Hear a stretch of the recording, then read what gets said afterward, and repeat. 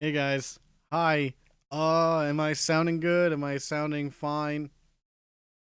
Uh I can't remember if my webcam looked like this last time. I've tried to I don't know, fix any kind of weird color issues, whatnot, but there's not much I can do with limited light in my room when all of my light source is in that corner. It'd be nice if I could have something up above for lighting, but not much I could do about that. But hi, welcome to the stream. I'm gonna spend a few hours talking more about video games, like the last time we did this. Um, I have maybe 3 or 4 hours to spare. Definitely not four. Four is pushing it. But I think we can make it work. So, last time we did this, I went through my entire DS collection and my Super Nintendo collection. I believe I got everything regarding Super Nintendo at least. But I do have a quick DS update. So check this out. Um Between last stream and now, I have now officially got the instruction book for Star Fox Command. Um this is like the second beefiest DS game I have now. The first one is Ultimate Band because it came from Canada and had 500 booklets, like one in American and one in French. Whereas this one, it's all like a bunch of shit, including that. So it's a little bulging, but it's fine.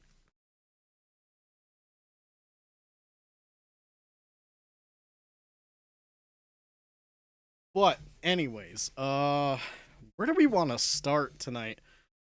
Um, so just a disclaimer, I would suggest at least for these starting videos, because I know it's going to be after last one, it's definitely going to be more than one stream of this stuff. I would suggest anything before the 7th gen. Like, is if 360 PS3 is 7th gen, let's focus before that. Usually I get my generations mixed up. It's either 7th or 8th gen, and I don't remember which one that would be. Um, but does everything look fine? I mean, video wise, I could try and mess with the video a bit. Like, watch this. I'm gonna bring the saturation up. Oh, it made the flag more colorful, but that don't look right. It's a little dark. Yeah, I can't do much about that. This is me raising the brightness.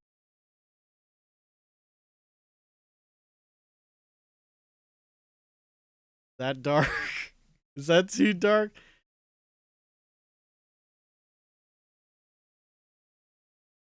No, that's the contrast. No. It all looks like shit. No matter what.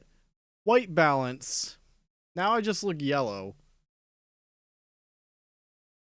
Actually, do you think that's okay?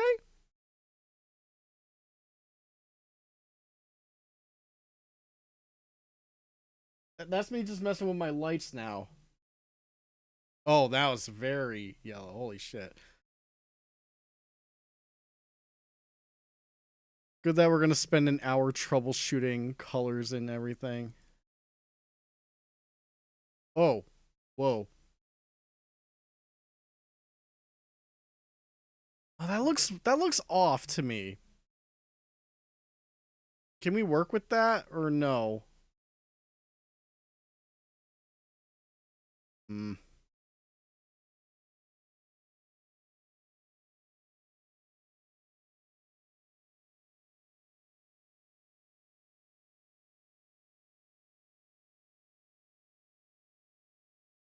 How's this? You think you think that's manageable? Because I really can't do anything about the lighting. Uh,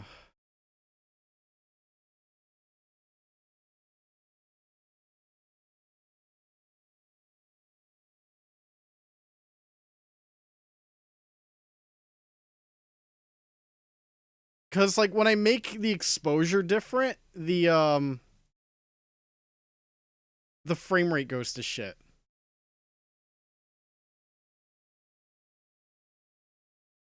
Actually, this seems fine, right?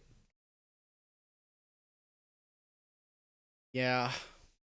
Maybe I kind of regret getting this webcam, but it's a little difficult to find one with these lighting situations. Oh well. I mean, again, I can always, like I said, I can change the saturation. That's the wrong settings.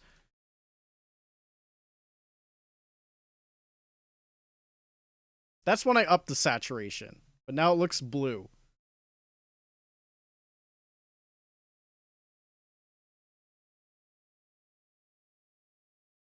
Might get a light ring. Oh my god, hold on. I think I have. Oh god. Check.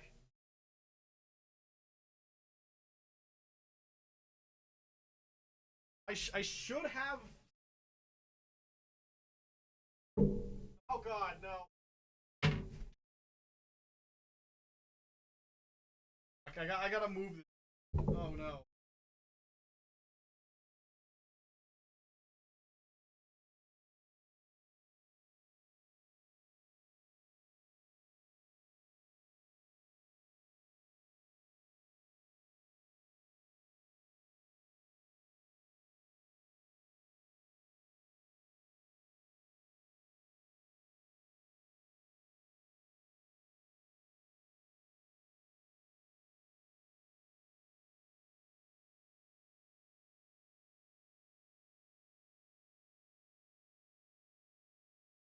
Double A batteries are.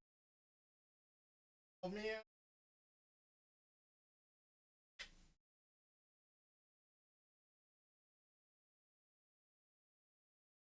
Oh god. Oh god, no.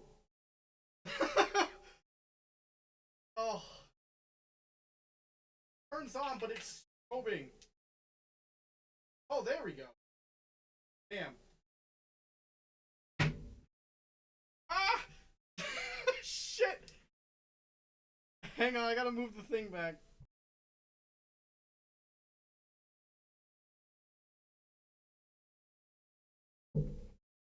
And imagine if I left the microphone on. Here, watch this.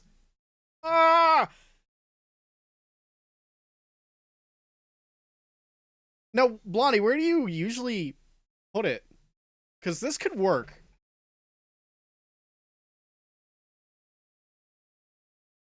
Is that fine?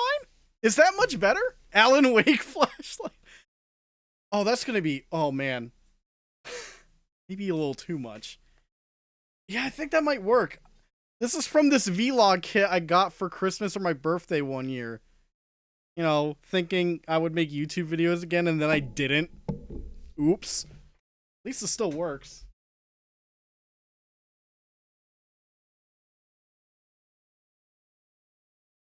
Okay, that's better. You think? Yeah, this entire side's now good, right? Don't mind me waving. That's the frame rate test. Okay, I think we're good. By the way, during all of that, I should have asked, what do we want to start with? We got N64 still. We have NES. Um, Genesis. Game Boy. GBA is also an option. Oh, you want to start with NES? Okay.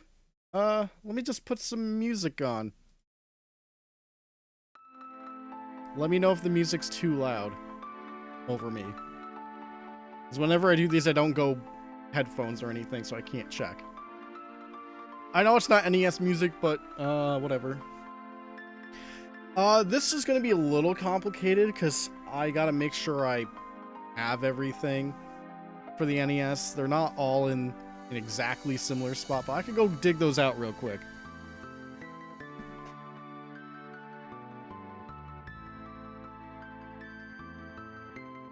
Get out of here, Power Rangers! I gotta fucking get...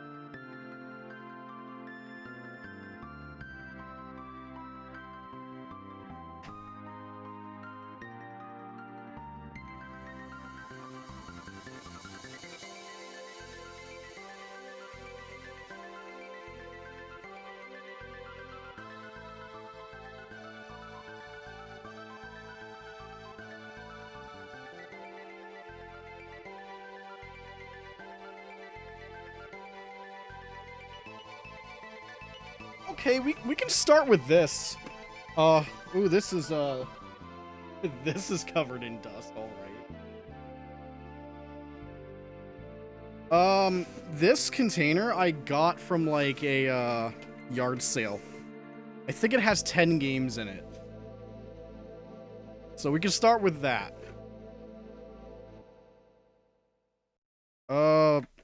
Make that 9. I have no idea where one of them is. But, Jeopardy! 25th anniversary! I feel something shaking in here. I've got nothing to say about that. It's Jeopardy on NES. A lot of these just kind of came with the bundle. It was like, get it all or get none. So I'm just like, whatever. Oh, here's the game. Disney's Adventures in the Magical Kingdom.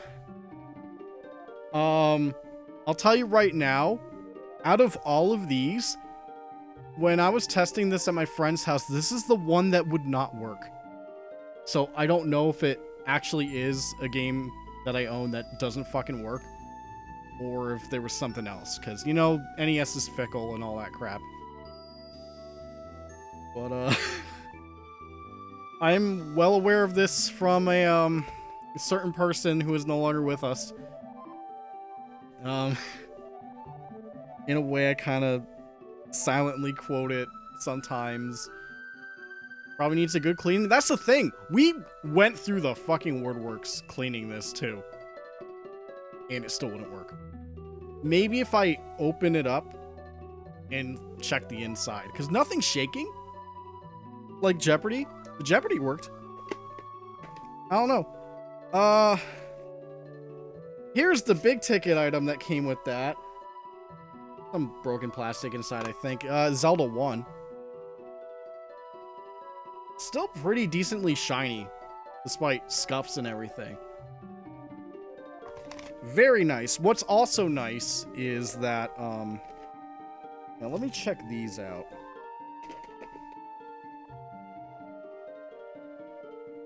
Remember me?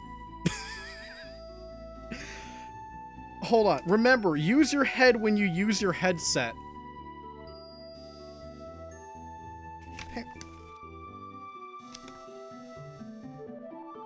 This is just a random headset thing. Also, do not use this when operating a motorized vehicle. May create a traffic hazard and is illegal in many areas.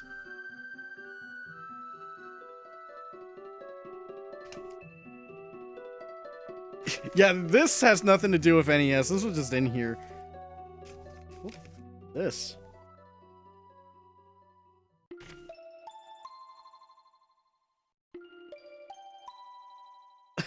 I have no idea. Anyways, the point is, a good amount of this stuff in this lot came with manuals, including Zelda. Now, Zelda has the map, right? Or something? Or was that a separate thing? Hey, Kane. Hi. Just going over my NES stuff to start.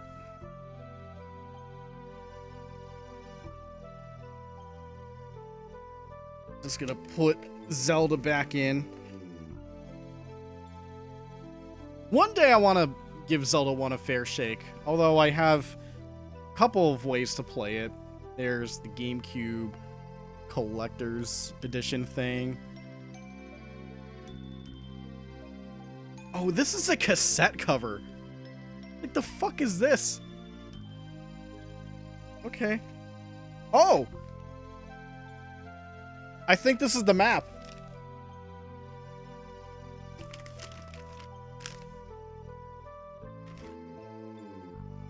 Oh, okay, I remember now. Yeah, I remember that this came with the map. It is torn up.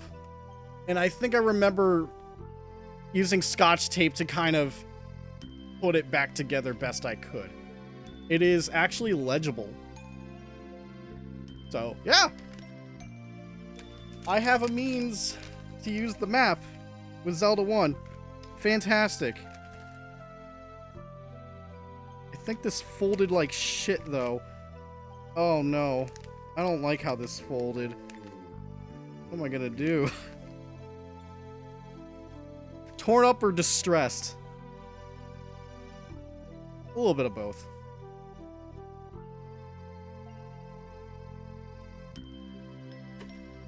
Here's another one that came with that lot. Super Mario Brothers 2. I will get back to this game. I will get back to this game in a moment. You'll see why. I think some of you guys already know where I'm going with that. Marble Madness. That also came with instructions. With the corner torn off.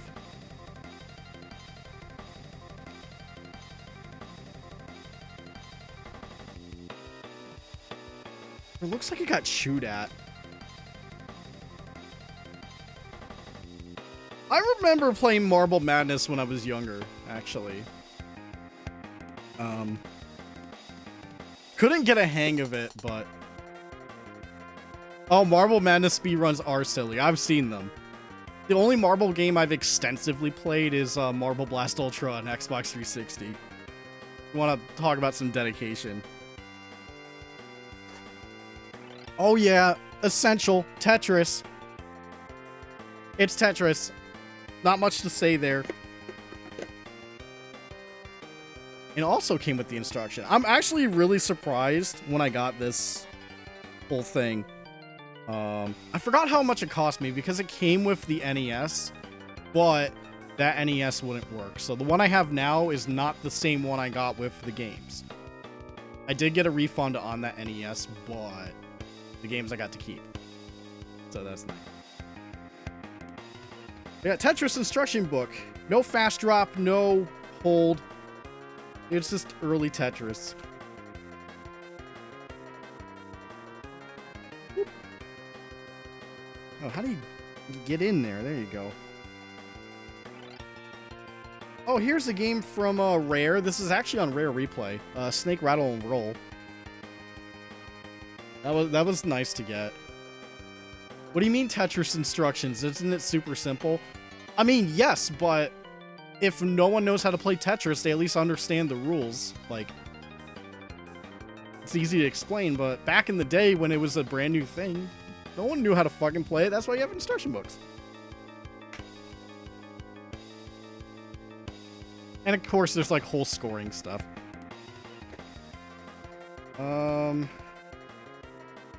Okay, this is a poster. Get the power! Nintendo power! Get the clues that you can use, Nintendo power! Oh my god. Jack Nicholson Joker!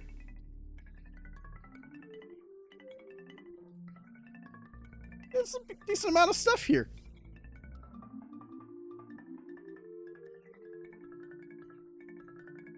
Yeah, this little, like, poster ad thing is in decent condition for how I got it. Uh-oh. Uh-oh. Guys.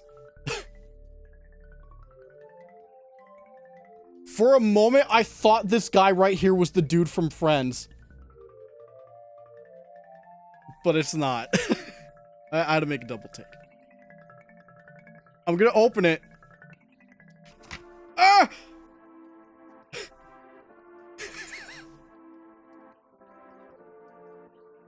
Yo, Nintendo Power brings out the beast in me.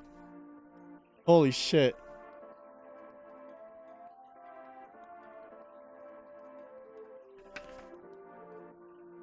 Oh, the rest is not as funny to look at.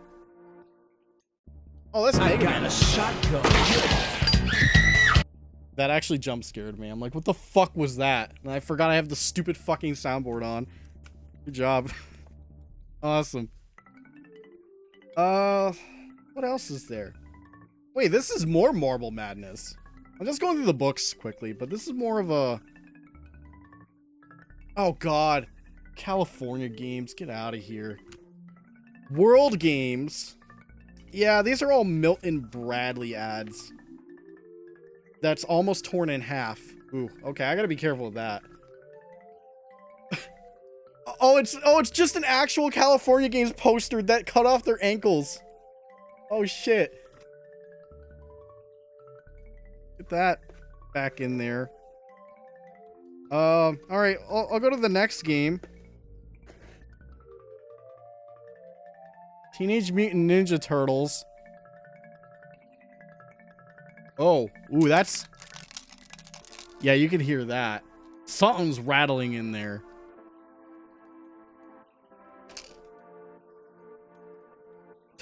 Yeah. Not the best.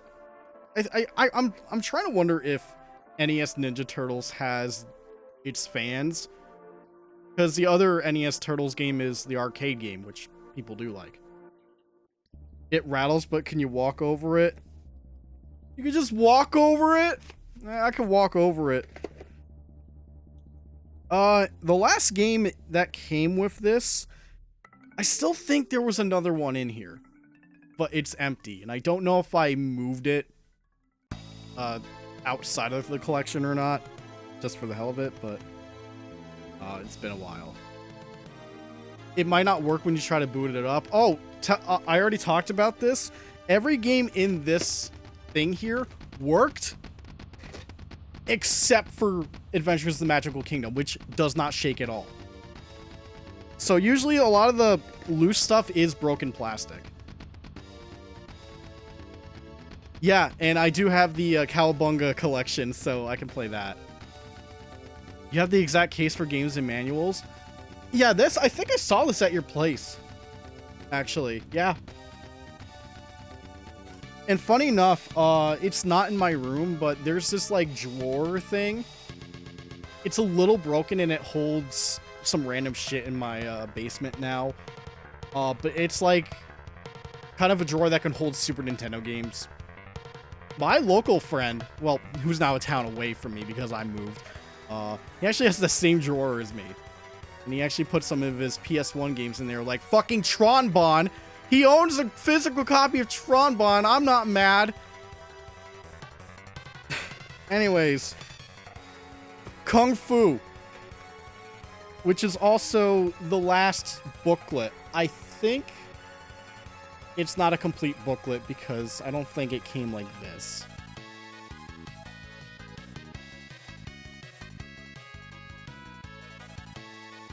Did they put Kung Fu on the NES Online thing? I'm trying to remember if they did, or if I remember seeing some of this game.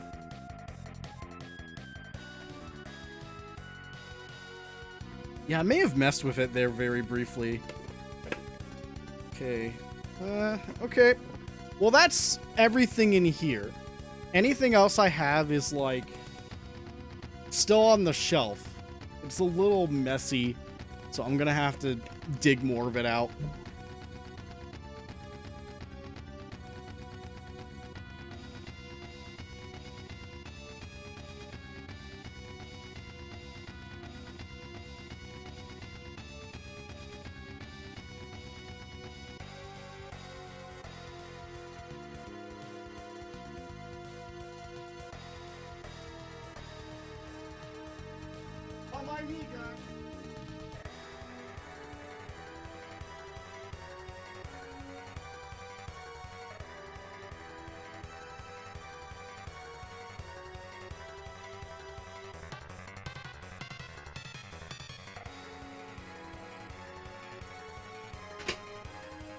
Oh no.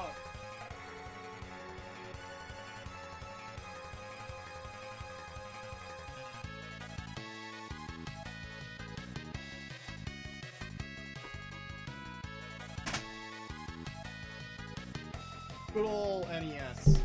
Trying to get all this bullshit. Yeah, I'm gonna just grab a little at a time like usual. Anyways. Here's Super Mario Brothers 2. Okay, so this right here is the copy we've had since I was a kid. This does not work. Last time I tested this, and some of the other guys came vouch for this because I think I brought it to Kineticon one year. We put it on one of the earlier Retron consoles, you know, before it started doing emulation, like the later ones do. it came out jumbled. I really think there's something off with it other than the fact that the label was ripped. So having the other Mario Brothers 2 that actually works is my backup, but I'm hanging on to this for sentimental reasons. I call it Super Half Mario Brothers 2. Creepypasta copy. That is, dude, that is not beating the, what was it? Remember the one convention I went to, Camp Anime, where do I still have that photo? I put it in my con video. There was a fucking... Oh, did I even put that con video out? Or was that never released? But I have a photo of this game I found at, like, the vendor. AKA the vendor I got Conker's Bad Fur Day from. And it was, like, a satanic copy of, what, Bomberman 64 or something? It was, like, label ripped off, white like this, written Bomberman, and on the back it was, like, Satan's symbol. It was the most obvious, like, copy for, like, creepypasta shit. Now, I don't remember where I found this, but, this is an NES cleaning kit, missing whatever the hell goes into the plastic thing here. How the fuck do you even open this? Oh my god, how do you open this? The N64 Gauntlet game. Oh yeah.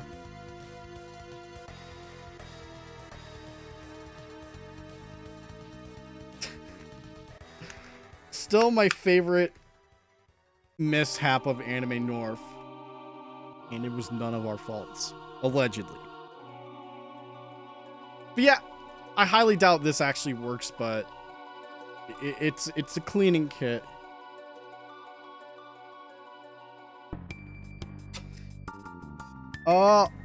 Metroid.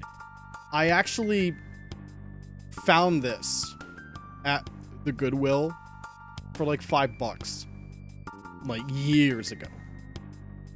And it's in pretty good condition. Also, I was not aware that there was a alternate release of Metroid 1 where the cover's like yellow and everything. I thought that was a bootleg, but no, there's like another printing that has that stuff. You found the photos? Oh my god. How did you find them? Yeah, that is it. I cannot believe I found Conker's Bad Fur Day and fucking Code Veronica at that place. Unbelievable. Maybe I should have gotten Creepypasta Bomberman, but then I might have been dead. Chat, if you haven't seen this stuff, I'm gonna drop it real quick. Thank you, SCR, for... No, that's a web link, stupid game chaser. There we go. Okay. Stand by. So here's the front.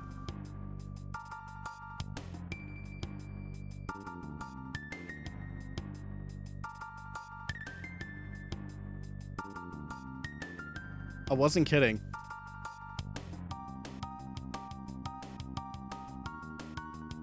I can't believe this Chrono Trigger song called Black Omen is playing while we're showing this. It's like relevant. Good. Quick thing with Metroid 1.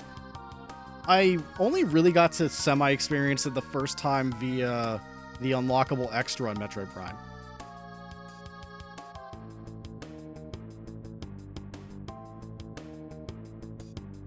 Kane, I don't understand what you're typing. I'm reading that back and I am confused at your wording.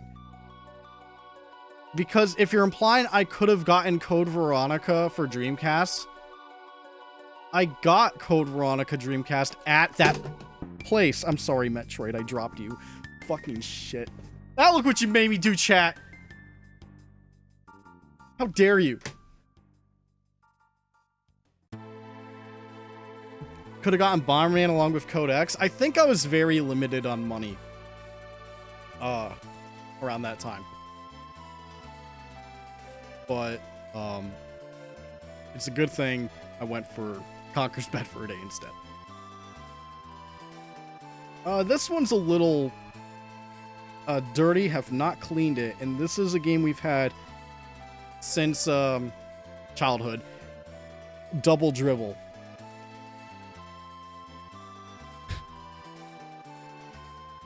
It's basketball, or excuse me, Double Dribble.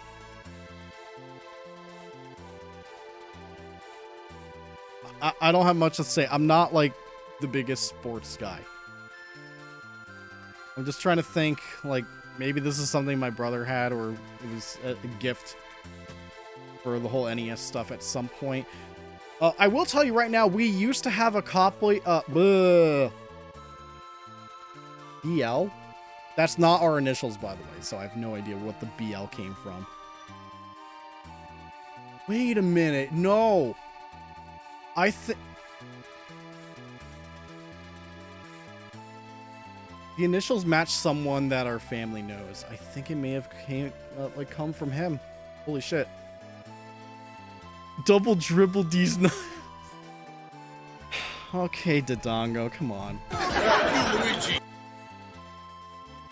But, I was gonna say, we don't have it anymore. It's one of the games that got lost at some point. Double Dare for NES. We used to have that, and I no longer have it. I remember it because the fucking slopstickle course was impossible, and I didn't know how to fucking control it. Until many, many years later, where it's like, you rotate the D-pad? Why? Why would you do that? Okay, next up, I believe this came from Anime North, when Samurai Cage 2 did the whole blind bag thing where we pretty much had to reach in without looking. And the only way we could re-roll games is if we already owned it. So here's Demon Sword. I have nothing to say on that. For a lot of the NES games I own, I don't have much to say.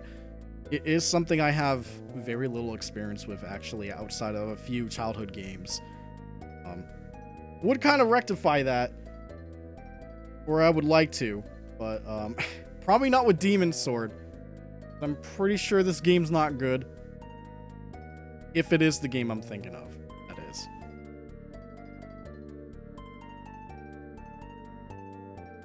Oh, check this out. Here's Metal Gear, coming soon on that new collection. It's MGS1. What's great is I did get this with the instructions. And oh, I think this is a map too. Do I own the cart of Chrono Trigger? Check the VOD for the last time I did a stream like this, where we talked about the Super Nintendo collection. Oh my god. Ooh, this thing's falling apart. Oh god. Just opening it is like dangerous. But to answer your question, yes, I do. To save you like 4 hours of talk. Yeah, is this the map for the whole game? They actually did that for this? Bro. I don't know that. Probably gonna need some tape, to be quite honest. But yeah, Metal Gear. I might be misremembering, but even though it's not boxed, oh yeah, right, because we did DS also, we showed Chrono Trigger twice. I think this was $15. Booklets in game, no box, but it's like whatever. I'm usually like whatever on boxes most of the time. And then the last of this pile, I got this from someone we like know/knew, known as Down Phoenix. He actually showed up on the last stream we did of this stuff. This was one from his collection, but Battletoads Double Dragon. This is kind of a costly NES game. But, funny that I actually played the SNES soundtrack for the pre-roll for this stream from this game. But yeah, I think it's widely considered that this is actually the best version, playability-wise, surprisingly enough. I remember seeing like some kind of comparison stuff between Genesis, NES, and Super Nintendo for Battletoads Double Dragon. Drubble Dragon. At least I'm not saying Double Drogon, unironically. Alright, that's this stack. I think quite a few of the more stuff I've got is in box, but you'll see why, but let me go grab the rest. I'm just kind of shuffling shit around right now. Don't you dare hit the mic, chair. Don't you fucking...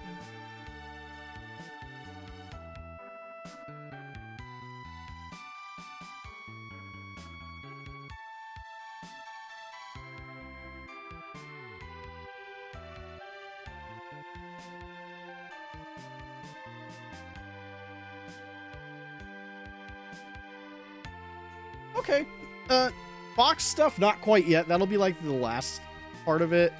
But got Blaster Master. Just because a lot of people consider this a classic. I've only really played Blaster Master 0. And then I tested the PS1 game that I got for pretty cheap. That one stream. Yeah, I'll give this a go at some point, although if I remember, it gets hard, right? And then there's the whole thing with not being powered up enough near the end, and then you're just kind of fucked. I don't know. I'll look more into that. Mega Man 2, still in this wrap when I got it. It's the popular Mega Man game on NES. If only Zero were here. Talk about Mega Man 2 and that box art.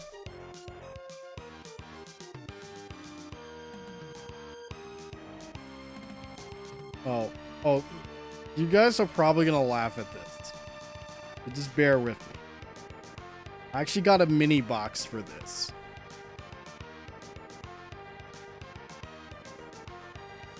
What does this remind you of? We're gonna play Die Hard % one day on stream. So this is like one of the games, and I think alongside Mega Man 2, there was someone on Twitter that was like, that put up like a spreadsheet of games that one of his friends was selling. He put prices up, and I opted in. It's like, hey, I'm interested in getting Die Hard. This was expensive. Yeah, by the way, Die Hard is expensive now for some reason. Like, I think this alone cost me like 100 or 120, and I'm like, why? In theory, this is a 9-minute long game. In theory, it's 9 minutes long. Unless you play Die Hard %, then it's like 3 seconds. Or 9 seconds, it was one of those. Yeah, check out speedruns for this. It's kind of hilarious.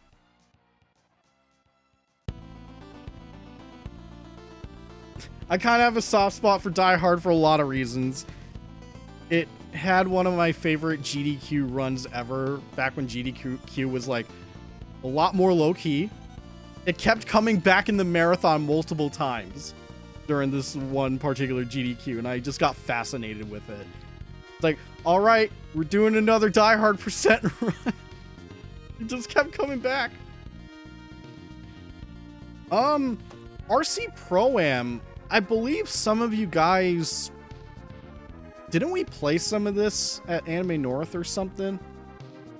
For like one of Zero's power plays? I think we did.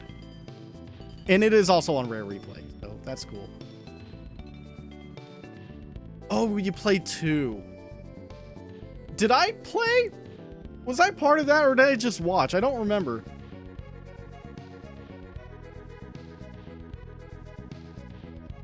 Oh, here's another certified NES Hood classic.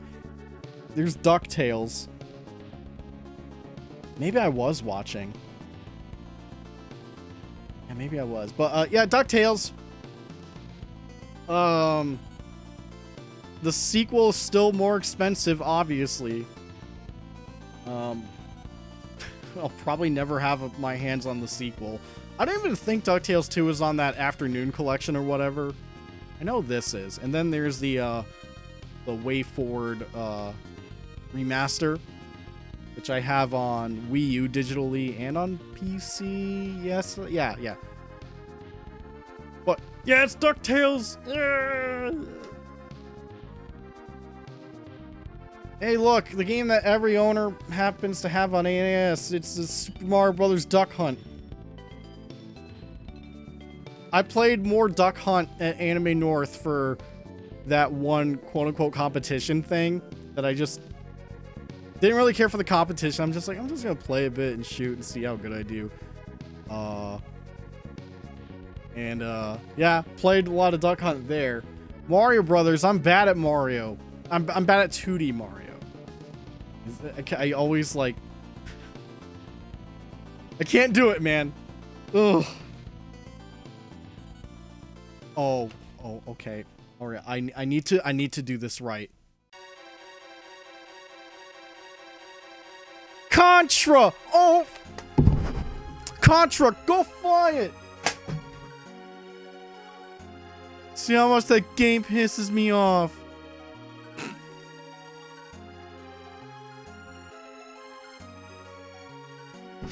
Only OGs will remember what the fuck that reference is. Now, let me take this 22 sticker off.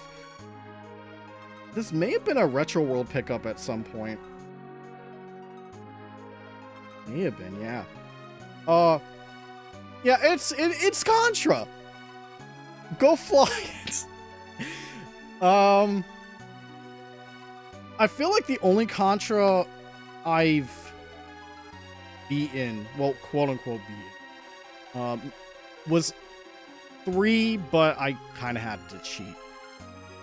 Contra 1, I remember playing a long time ago at a friend's place.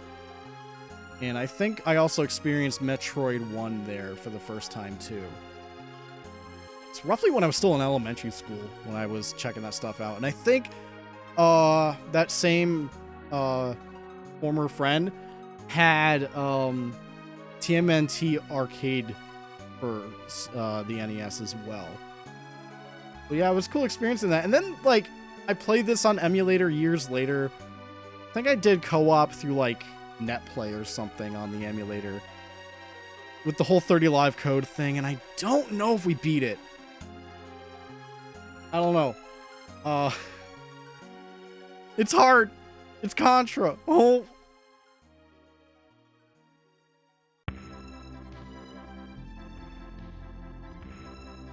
Also, moving on to something pretty relevant recently for us on the stream. Castlevania!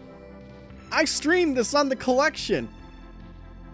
I actually have something I want to mention regarding this. Do you guys remember when the stage with death, where the game crashed in the hallway? Turns out, I actually did some digging on why that happens.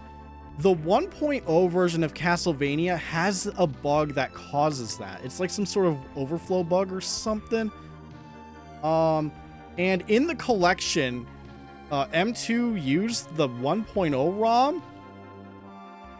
So that's why it crashed on me and the emulator the same way. And there are revisions of Castlevania 1 that fixes that. And from what I can tell and what I've looked up, this cartridge is a revision. So in theory, I probably could have played it on the NES and avoided a crash, but I wouldn't have known at the time. Logan. Is it? Oh, Hogan's Alley on the NES, the one with the cardboard cutouts. I do not have Hogan's Alley. Oh, and then, get ready for this next one. What is this? Yeah, this is weird gunk. Here it is. It's Castlevania 3 Dracula's Curse. This is the version of the game we're not gonna play on stream. I am playing the Super Famicom. Wow. The Famicom. Did I really say Super Famicom? What am I gonna do? I'm saying words, I promise. I promise you I'm not scatterbrained. I will still let you know when we're gonna do the Castlevania 3 stream. But I'm scared of this game, or at least this is this version. The Famicom one I'm a little more like okay with, but it's gonna be hard. I don't know, man. Apparently it's still really good regardless. Find out when we stream that in due time. We'll get there, I promise. We got through freaking Castlevania the Adventure. I think we can get through Dracula's Curse. Alright, I think what's left is now officially stuff that's more or less boxed.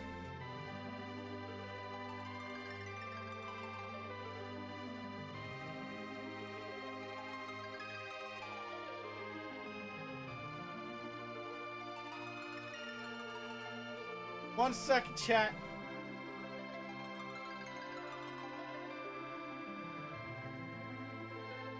I beat 2 without cheats. Well, I looked everything up.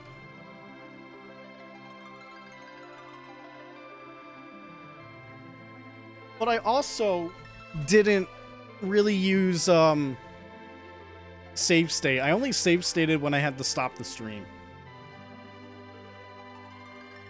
You meant like using cheat passwords?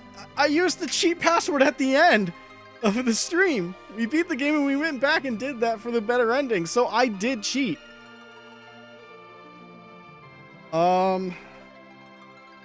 Okay, so side note, I am actually including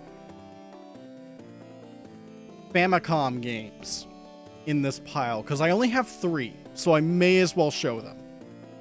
They're gonna be mixed in, but I'll just start with Super Mario Bros. 3. I do not have the booklet for this, and I missed a chance to get it. That one store that went away with the owner going to Florida and everything, he actually had a Mario Bros. 3 booklet, and I didn't get it because I assumed I had it with this, and I did not. So I just have the game and box for Mario 3. So, I mean, not much I can do there, I guess. But yeah, it's Mario 3. I'm still bad at 2D Mario, so...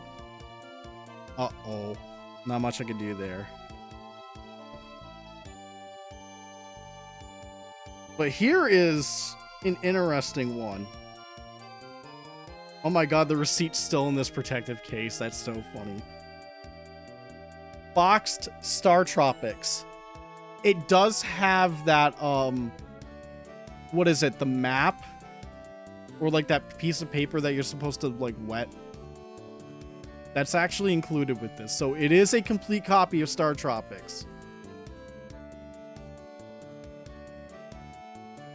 I am now Nitro Rad, but I'm not Canadian, so Blondie takes the title of Nitro Dad. As we're already aware of. Congratulations on being a father. Or an uncle. Like me, I'm an uncle. Woo! Yeah! Didn't get to play much of Star Tropics. I think I remember messing a little bit with it on an emulator a long time ago. And I found it weird because of how it controlled. But I think I wouldn't mind it if I gave it a fair shot nowadays. Alright, chat. It's time for a drinking game. don't actually drink. Because, you gotta remember, take a shot of water or soda anytime limited run games is mentioned in this stream. Alright? I hope you're ready for that. But first things first.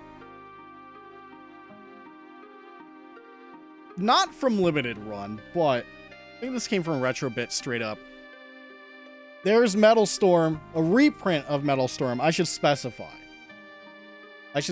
what is a reprint versus what isn't. But yeah, reprint of Metal Storm. I first heard about this game via Stop Skeletons from Fighting, or, you know, Happy Video Game Nerd when he actually did the video on this. It's a nice game. It's a cool game. I did play with this a little bit.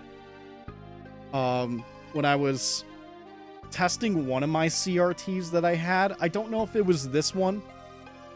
No, I don't think it was this one. I think it was one of the ones we had that eventually had the screen go out on it, which kind of sucked, but yeah, it's neat. It is very neat and very cool. I can't remember how much a non-reprint copy costs. I mean, since you can't really get this reprint anymore, I bet it's also expensive. Okay. Do I have Bayou Billy? No. Straight up. But I do have, from Limited Run, Jay and Silent Bob Mall Brawl.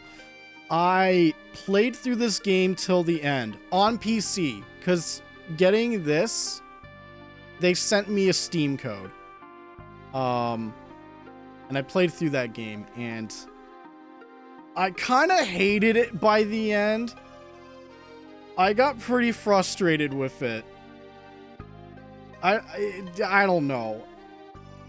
I'm not sure if it's a case of like me sucking at beat 'em ups or the game actually just being bad. I don't know. But I have the NES version of it. It does work. I don't have much else to add. Viability is bullshit hard for North America. But it has light gun support. Isn't that cool? Meh.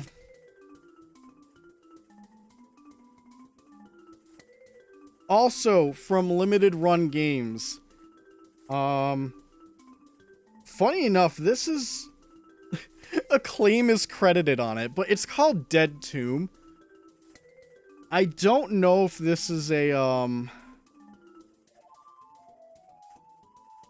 Oh, this will answer my question on the back. Based on an exclusive and obscure Canadian game named Temporal Inc. Can you vouch... Canada, can you vouch for that? But, I didn't mess with this or play this at all yet. But it is like a dungeon crawler. I guess the best comparison would be... Nah, probably not even Shadowgate. But yeah, I'm curious to look more into that. Unfortunately, I was an idiot, and when I got this, it fell and it, like, bent the corner. I'm like, no! Now I gotta be careful with this shit. Whatever. Another thing I got via Limited Run, although this was also from, Retrobit. It's called, Alwa's Awakening. It's a side-scroller. And there is a game like this, I think, on Switch, actually. I don't know. The more I looked into it, I'm like, hey, I'm actually interested in this. I'll pick this up. And I did. There's a lot, like, I haven't even opened it yet. It's one of those things where it's like, oh, cool, I got it. Shelved. Bye. You're now there forever. Trust me, I know what I'm doing. I know what I'm doing, I promise. They'll be played one day. I'll be 80 and I'll play it. and then I'm no longer a gamer because my fingers have fallen off from my hand.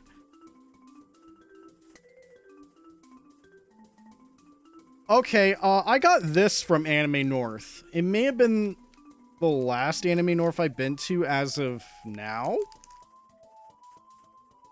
Oh, wow, the price sticker's still on it. 15 Canadian for the Famicom version of Tetris.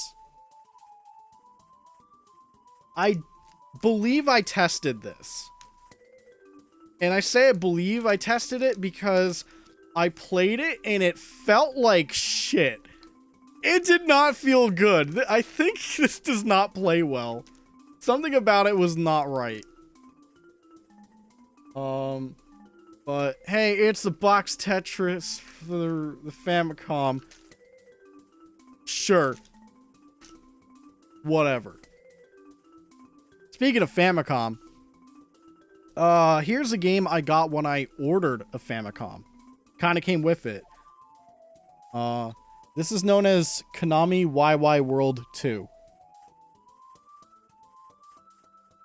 So, yeah, I had to play with it. This is like a side scroller stuff, and I think, yeah, you can see. I think that's Simon Belmont. I don't think that's Trevor, but Simon Belmont's in it. Goemon's in it. There's a couple of Konami characters and stuff. Didn't get too far in it when I played it, and even like when I was testing it in the Famicom for the first time, I was wondering why there was a lot of static noise. And I thought that was just because of the RF feed, because there is no composite hookup for the Famicom. It's RF only. Turns out the buzzing was because on Controller 2, the microphone wasn't turned off all the way. So, like, it was, like, feeding, like, microphone input through, like, a light buzz. The microphone works, but I don't have any game that, supports it. Oh, my hair looks like shit. I mean, as far as I know Zelda supports it, but I do not have Zelda. Can anyone translate that green sticker on the back? It's too blurry. You're not going to be able to read that. I mean, it says okay. Sure is okay. All right, the last Famicom game I own, and this is just for me.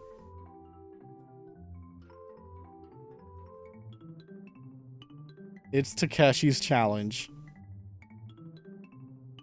Intentionally shit game. Intentionally shit. Bad. I knew I had to have it. It's a staple. Right you are, Ken. I gotta turn the AC on. Give me 1 second.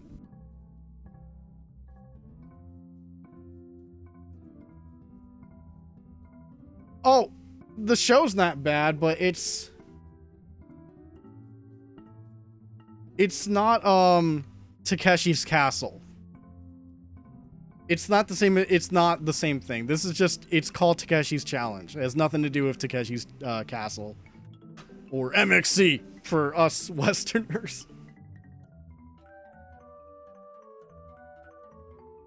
Okay, 3 more boxed games.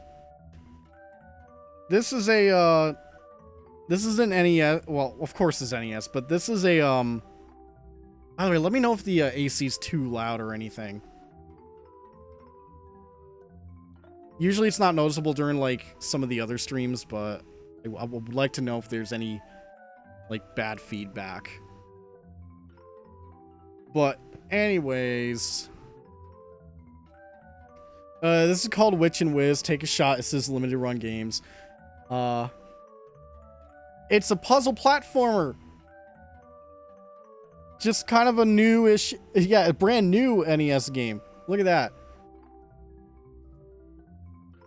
I don't know. It did interest me, so that's why I got it. Anything that it's like, sure, I'll try it out. No, we'll see. This one or these two, these are reprints. Essentially, both from Limited Run again. First one is Shadow of the Ninja. And I think they recently announced a, oh, there was some, hold on. Let me look this up. Something recently got announced. Oh, it's called Shadow of the Ninja Reborn. I don't know if it's like a remake or something of this game. Or if it's just, oh, maybe it is a remake. Because, this supports 2 players. No, I say it's a remake because the visuals are way fucking different. Like, it looks nothing like an NES game. That's why I think it's a remake. But yeah, it's this being a reprint. I believe the original copy of Shadow of the Ninja, or maybe it was the Game Boy one. One of those two was kind of expensive. So that's why I kind of opted for that. I'm just like, hey, this looks cool. I do not want to pay that much for it. I'll take a reprint. Speaking of reprint, play this on the Switch Online service.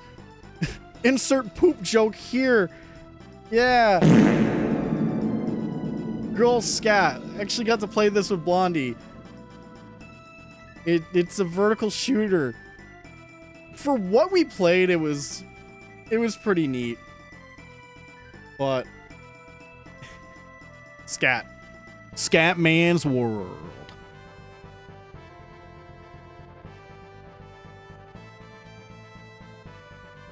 Oh god, you're right. That is the name of the win-back team. Gotta love the cover though.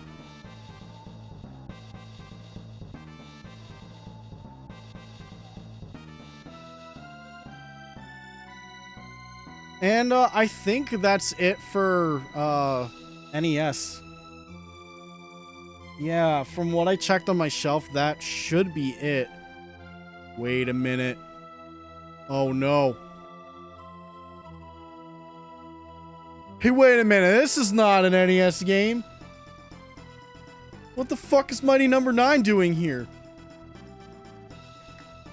Something's in it though.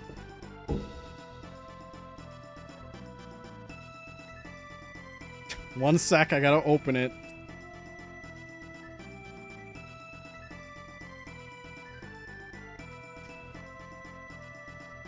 Mega Man 9? Oh, I wish.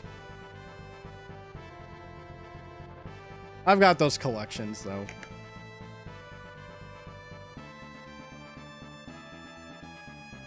What fitting way, or what a fitting game to put inside the Mighty Number 9 backer reward that took forever to get, by the way. That's a story for another time. It's the Karate Kid!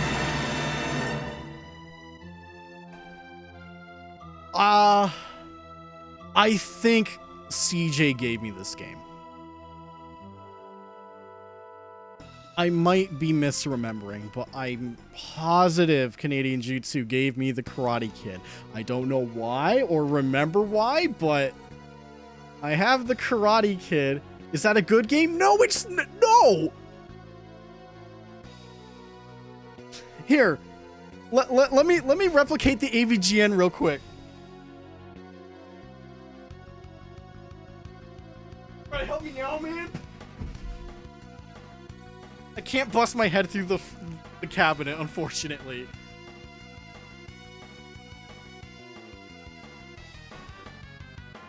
No, Blondie, AVGN's famous Ass! Fuck! That's Top Gun. This was him just going, fuck, die, and then gripping the controller. Trying to help me now, man? Oh, this game. Oh, this game. Oh, you got the NES Toxic Crusader game from him? Oh, neat. But yeah, thanks CJ. I'm glad I can give Mighty Number $9 a permanent video game to stuff inside. I may have Mega Man 2, but that would insult Mega Man 2. Which is why Karate Kid... It's why Karate Kid gets to go live inside this box.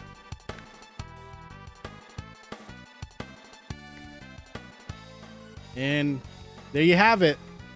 That's the NES. Admittedly, it is out of most of my consoles. One of the systems I have the least experience with, alongside the Genesis. Anything like Super Nintendo N64 onwards, I'm more familiar with that in terms of growing up. Like, we had an NES, like I mentioned, growing up, but Super Nintendo is what stuck with me, and then, of course, N64 happened, and then the rest is history. What would you like to see next? There's still quite a lot to go over. Also, because the AC is on, I can't even hear what music's going on in the playlist, so I just have to look over. Oh, you want to see Genesis Genesis? What's my proud collection? I feel like I've been asked that before. Are you talking about, like, general collection? Like, overall, not, like, individual games? I think the one I'm currently most proud of is between N64 and Super Nintendo, but I think SNES is leading the pack there. Just a little bit. Maybe third place? I don't know. It's hard to pick. It's too much. Too much. Oh, wait a minute. Before Genesis, I forgot something.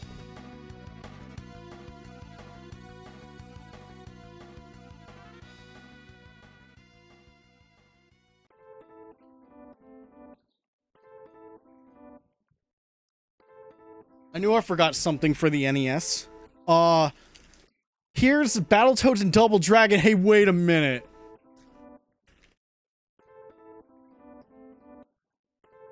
This is an official Retrobit reprint. I just got it for the hell of it, even though I have the official copy. I've got a box, colored manual, and a standee in the game, or whatever.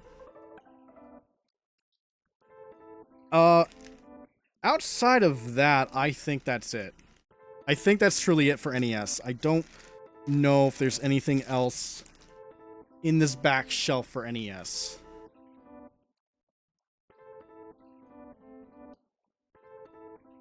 Let me go dig, because I know a lot of the stuff in this back shelf right here is Genesis.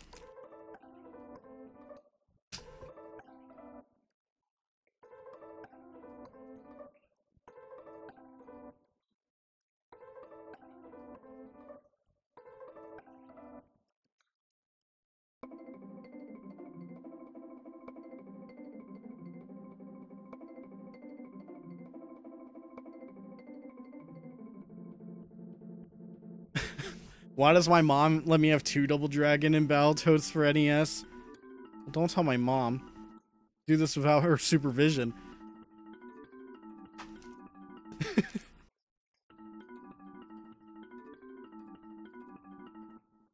Okay, you guys want Genesis next? Or do you want, like, Game Boy? Or GBA? Or some... I don't know. If you're good with Genesis, I'll do it.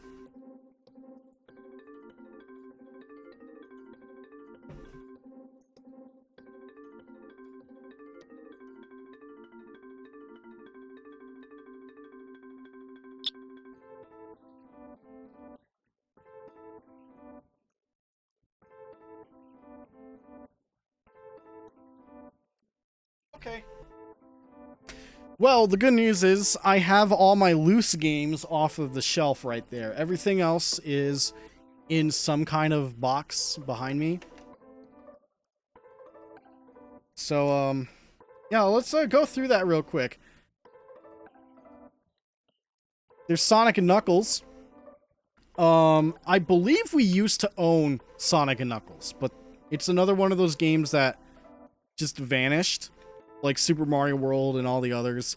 No idea what happened to it. So I had to get one later down the line.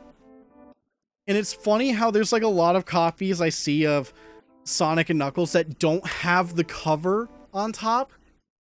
And I'm like, bro, why? But it's Sonic and Fuckles. I think I streamed this on a Genesis grab bag. I think it showed up. World's worst Sonic player. Give it up for me, baby. Hooray. Oh, come on, you know it's true. Whatever. Then there's Beyond Oasis. I don't remember when and how I got it, but this one always intrigued me. And I know SCR vouched for this game. And I don't remember if that was the if his playthrough or like word of mouth for this game was why I got it when I found it, but this is one I want to give a good fair shake at some point, because apparently it is really good. And it looks really good too. Also on the Genesis Nintendo Switch Online thing, but I think Beyond Oasis is on a lot of Genesis collections anyway, so there you go. Oh, here's the other game that came from the Anime North grab bag. Arguably worse than Demon's Sword.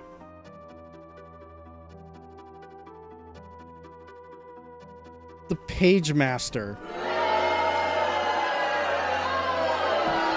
Okay, next game. Bonanza Brothers. Had this since childhood.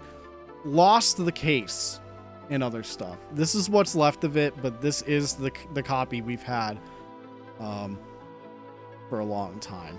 It's co-op cops and robbers game. Well, not cops and robbers. You're just the robbers. I always thought visually as a kid this was a pretty interesting game, because it's like all blocky and circular, just weird art style. Doesn't look like that, but it's simple shapes making the characters and stuff. Didn't really understand how the game worked back then. I do now, but it's just one of those games where it's like you play it for a few minutes and then you're like, yeah, I'm good. I get it. I'm good.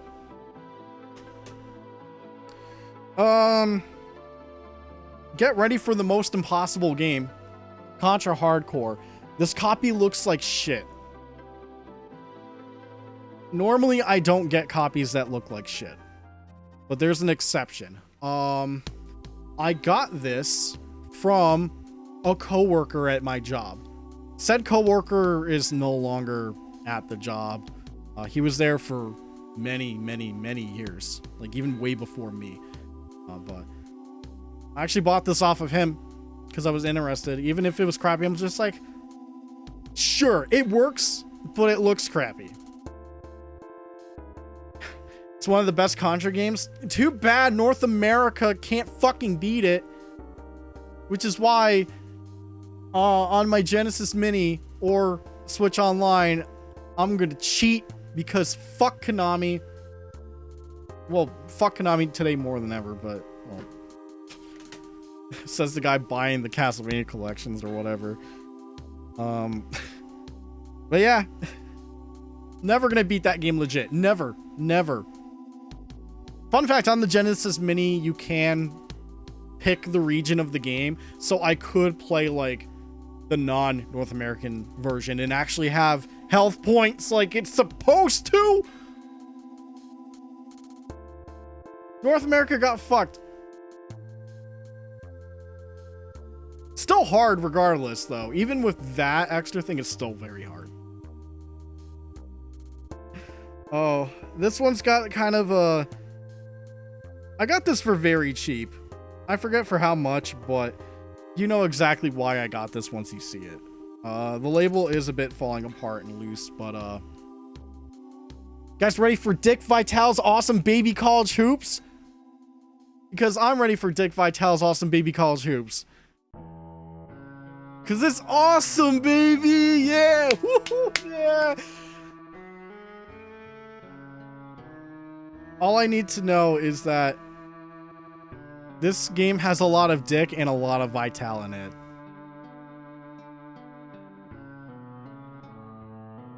This is a basketball game, right? I'm not going crazy. I mean, based on the name Dick Vitale's Awesome Baby College Hoops, I think it's a basketball game. Oh. If I really wanted to be like Scott the Woz, I would just put that with the Scott the Woz merchandise and just leave it there. Although, you know, I should probably actually do that.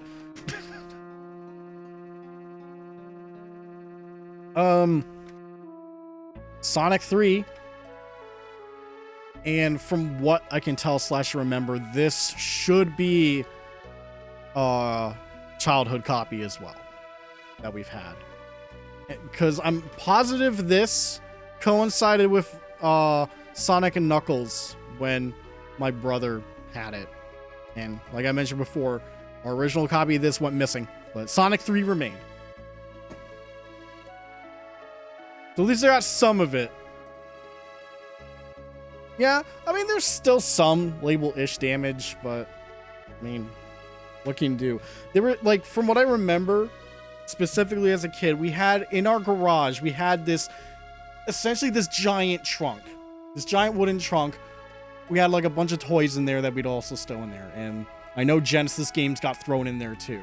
I remember because we were digging through it, at some point, Bonanza Brothers was there.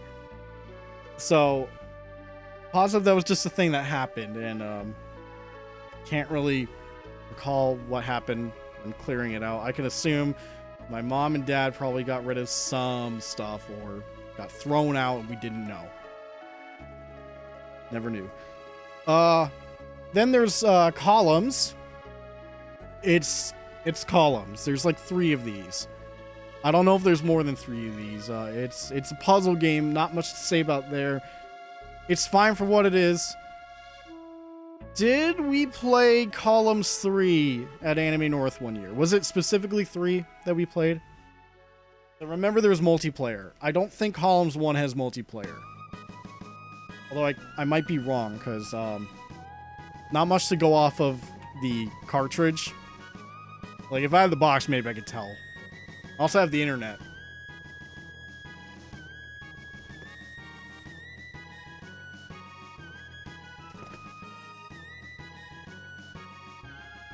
Five-player multiplayer 3. Yeah, okay, then it was definitely 3 then. Then Castlevania Bloodlines.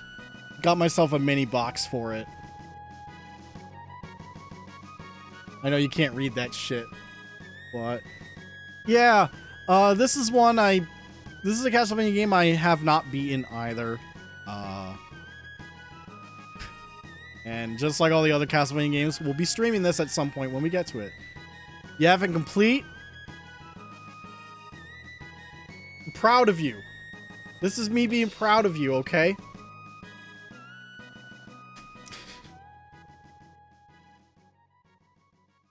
I'm happy for my friends, clearly. Okay, that's more or less all my loose Genesis stuff. More or less. Now I'm gonna go through my shelf back here and look for everything else. Although, give me 1 second. I want to double check if I am missing anything over here. Nope, that shelf's good.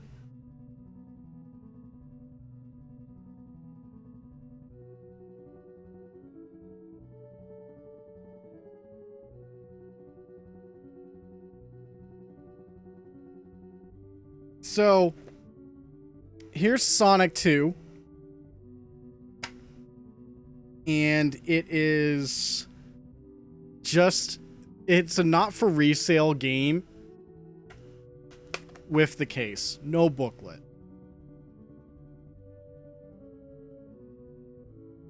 Now, I think out of, like, I didn't really get to mention this, but out of all the Sonic games I remember as a kid, I remember 3 the most. Specifically because I always saw the mushroom stage the most as a kid. Especially with Knuckles. So, can't say I remember too much about Sonic 2 when I was growing up.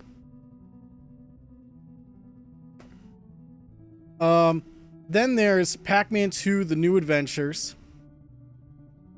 which I found, I got this, I don't know if it was the same year, but that one town fair where I got Flashback for Super Nintendo, I also got this. It's complete, sort of. The booklet's fucked, but everything else is fine. I actually remember this game from my childhood because I don't know if it was rental or something, but I remember, I think I was watching my brother or someone that we knew. We were like somewhere else for like, I think a vacation or some visit. And I distinctly remember the hang gliding level and seeing that on the TV. Yeah, that sure was something.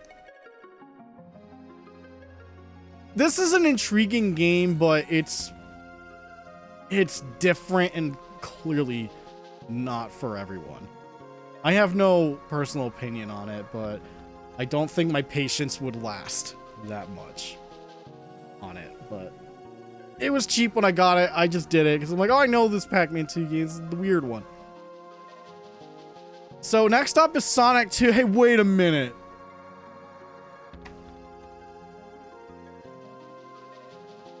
So this is a complete not for resale copy of Sonic 2.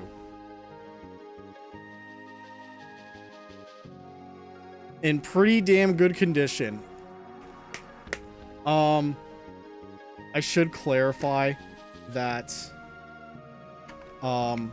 this and the case is what we've had since childhood. I don't know how or why we have a not for resale cartridge but not a not for resale case. This one I just got for the heck of it. Shut up about my mom, Blondie. Come on. Ugh. Chat, I can't hear. Is the music okay? It hasn't been too loud because, like I said, the AC blasting, I cannot hear any of my audio levels right now. I'm just asking if the music has been fine. Okay, it's been fine. Good. Ooh, this case is loose. Wonder if I should do a case swap at some point. Anyways, Sonic 1. No booklet, but the game's in here. I just got this years later because I never had Sonic 1. It's Sonic 1. At least it's not the Game Boy Advance one. Hey guys, remember Kirby's Avalanche? Here's the other game. Dr. Robotnik's Mean Bean Machine. Take a look at Dr. Robotnik. He's fat!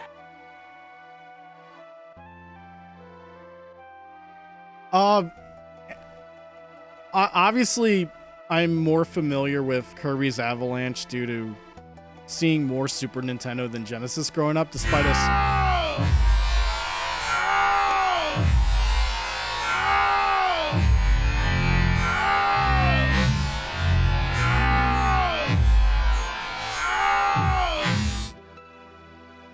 Thank you for that. But I was like, I remember first seeing this via emulator, being like, what the fuck is Robotnik's Mean Bean Machine? And then I saw the game, I'm like, hey, wait a minute. This looks familiar. And it's just Puyo Puyo again, or Kirby's Avalanche. I just got this because why not? Oh boy. Okay.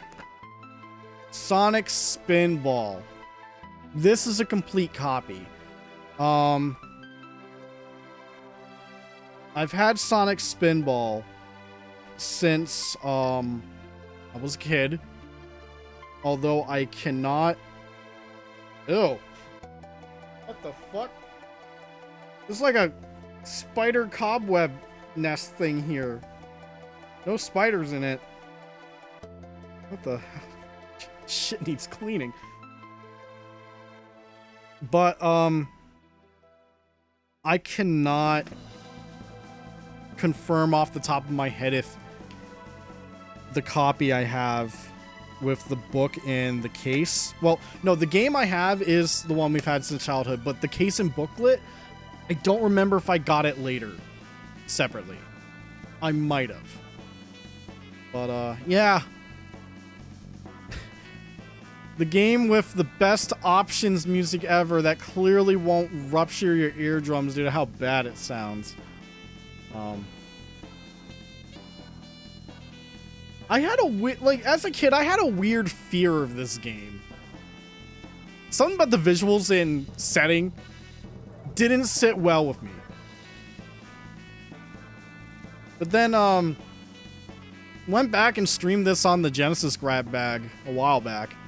And, I got further than I think I ever could have gotten as a kid. Still couldn't beat it, but, yeah. It's not as bad as I recall it being. I'll give it that much. I think it's a lot better than I think most people would give it credit for, but, I mean, it is what it is. It's a pinball game. I would rather play Metroid Prime Pinball, but that's just me. Also, check this out. Story time. I know I hit the mic. I heard that. There is Castle of Illusion starring Mickey Mouse. For a very long time. For a very, very long time. I only had the case. No idea what happened to the game. Then at some point, my mom was cleaning out some cabinets or something. And she found it. Just somehow found it. I was blown away that we still had this. I thought the game was lost forever. I was convinced to, like, all right, I'm just going to find a loose cartridge just to fill this long-standing case that we've had. But then this shows up.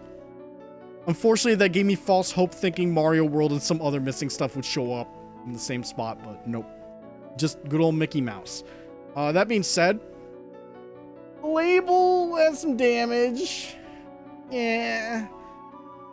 But for being from missing for decades, I should clarify. This cartridge was missing for decades and it shows up. Not like at least a year or two ago, which is shocking to me. I love you, Mom. Thank you for finding this game once again.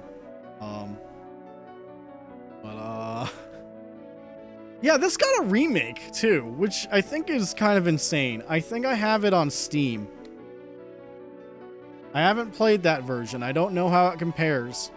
But I remember when I was playing this game on stream, I couldn't fucking figure out how to, like, get past this one part, so I gave up. So, yeah. I remember a little bit of it as a kid. Due to the setting and how it looked. But, that's it.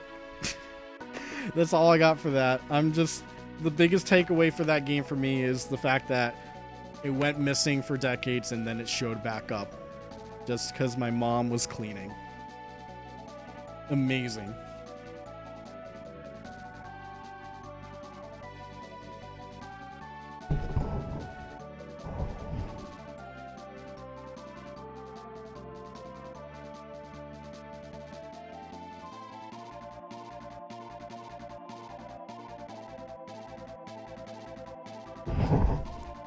Fucking chair. The chair can't stay still, so that probably sounded great to you guys. Awesome. Just completely move the entire mic. Ugh. Alright, so, I'll tell you right now, this right here is nothing. This is a Genesis case that is broken. I don't know what it originally was, but I feel like... You know what? I don't know what this was. Maybe I could put the Page Master in there. Just to hide it. Also, spoilers. Rocket Knight Adventures. I do not have the booklet. And I do not have the Sparkster t-shirt either.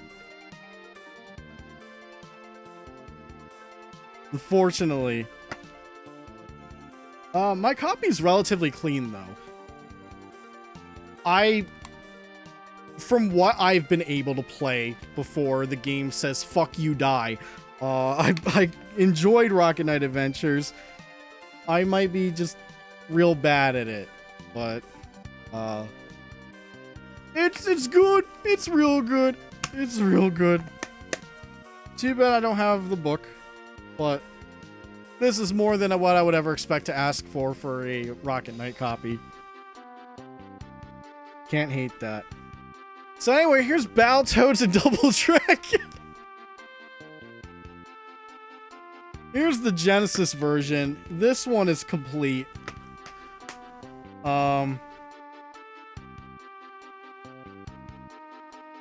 I did listen to a little bit of the Genesis soundtrack. I don't think I like it as much as the other soundtracks.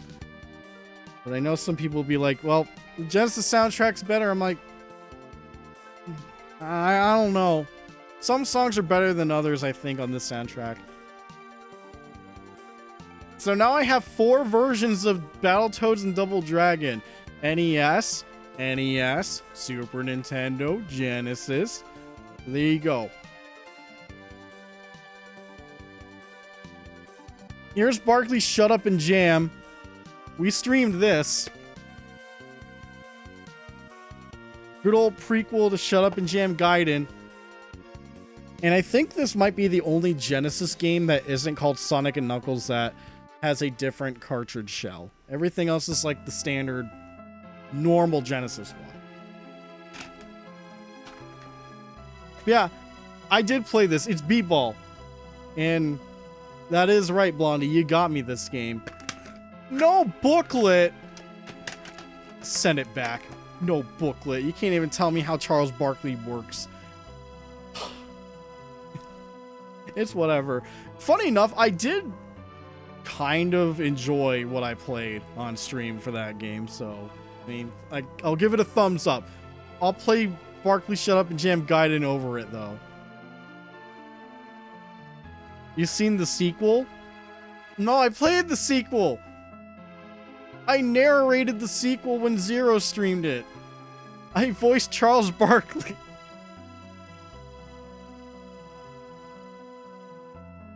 Sonic 3D Blast. I know you guys saw me stream this with the Genesis grab bag. It's one of those games where it's like, I like it more than I should.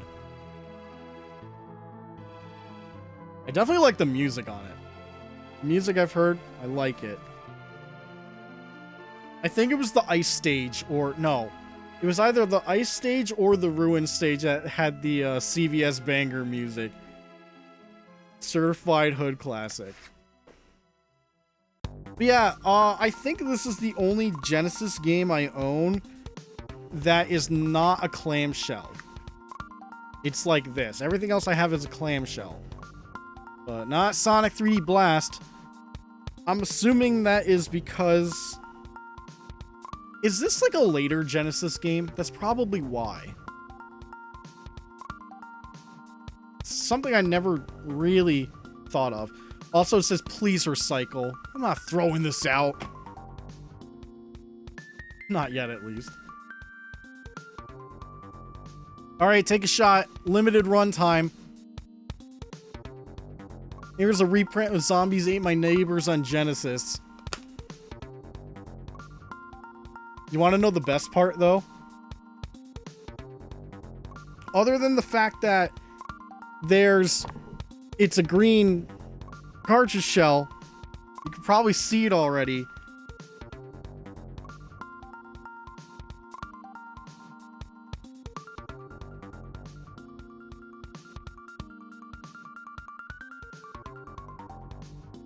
I have 2 3D glasses now. Hell yeah. Yeah, what's funny is the instruction book that came with this, it's 3D supported, and it sure as hell looks 3D.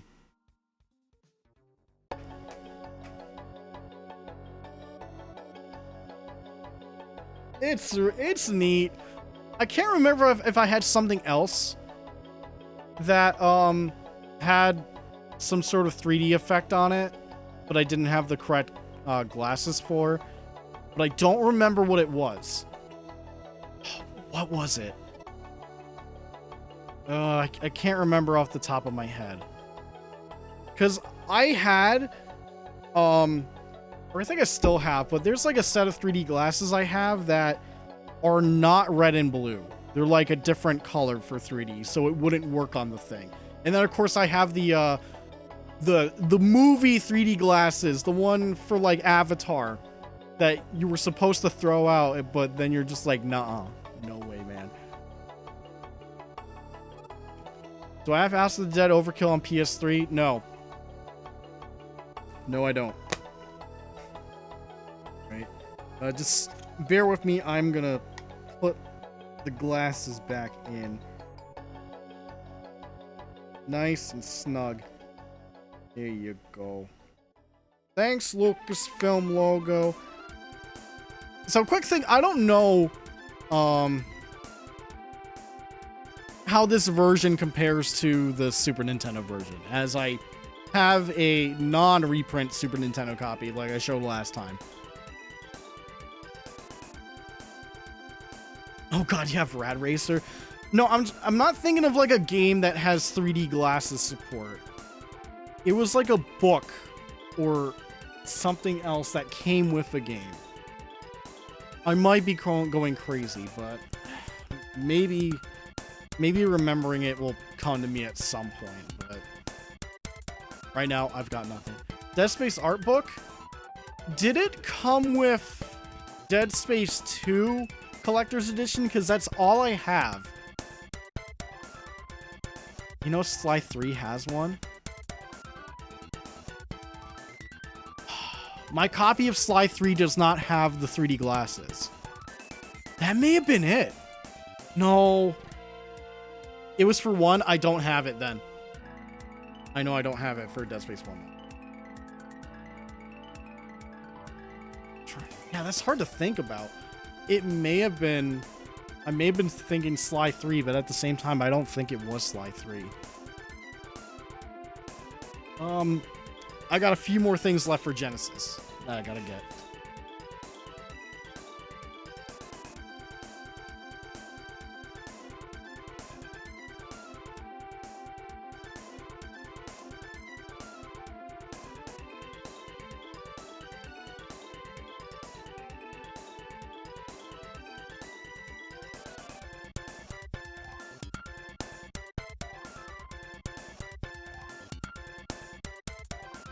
I'm glad that my chair cooperated this time. Alright, take a shot between Retrobit and Limited Run. First things first. Mega Man The Wowie Wars. Look at that.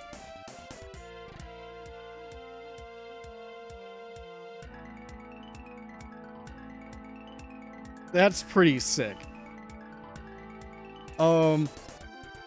Yeah, from what I remember or looked up before they did. What played on the soundboard? I didn't even hear it. What played on it? Oh. Oh, oh, fucking Scott Steiner. Okay. All right. Gutsman is fat. Well, wasn't Wily Wars originally like a Sega Channel thing? Trying to remember if that was correct info or not. But, it was for North America. But yeah, hey, look, an official repro / like printing of it. This was endorsed by Capcom too. And this was done by Retrobit. I definitely wanted this because I was interested in Wily Wars, like via like maybe just getting a repro cart, and then this happened. And I think, did they put this on Nintendo Switch Online for Genesis? Either that, or I think they may have also put it on one of the Genesis minis too. I have to double check because I have the Genesis Mini 1 and 2, and I gotta remember if they put it on either of those. Oh, for both? Hell yeah! But hey, this is nice to have. It also came with a collectible card set as an extra thing. I think Zero may have missed out on this, so I am now the Wowie War. I am the Mega Man. Alright, so here's an interesting one. This is a space shooter for the Genesis. I believe this is a reprint. But it's this game, Gyarez. I don't know if that's the way to pronounce it. I think some people usually have trouble pronouncing what this game is. But it apparently comes with a t-shirt. I think the t-shirt is still in here, but you can't really see it. But then there's like that dude. Oh, it's too blurry. You're not going to be able to see it. Gyarez is #1. But yeah, I don't have much to say about this one, unfortunately, because I still haven't opened it. There's like these last few things I barely opened yet. Just so you know. I did open some of this though. 4-game collection. Truxton, Hellfire, Fireshark, and Zero Wing. I have streamed Truxton and Zero Wing, but not the other two, which is why, like, you can see the fact that I have the plastic wrap on the other two still. I had fun playing both. Zero Wing was, you know exactly the deal with Zero Wing.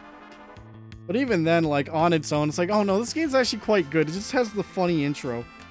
What you say? That's weird. I can open it this way, despite it being able to slide out. What? Why? Why did they let me do this? Eh.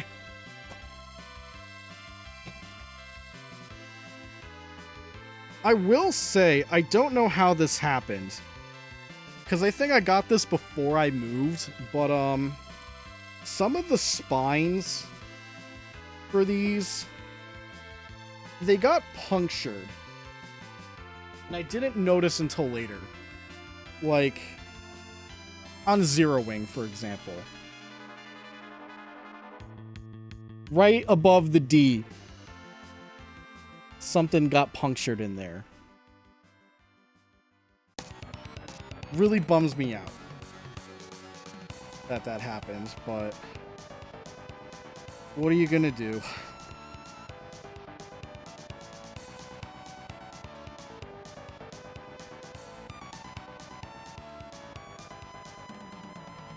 You think Truxton's on the Mini too?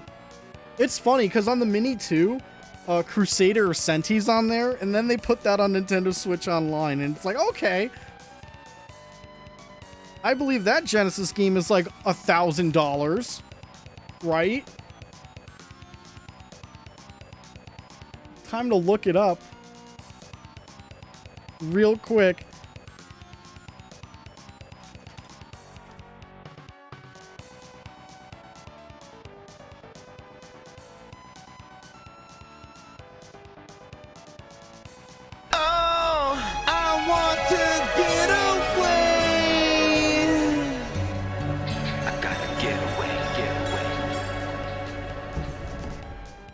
Loose copy 500, boxed 2000. Pain complete in box is 2000. Bro.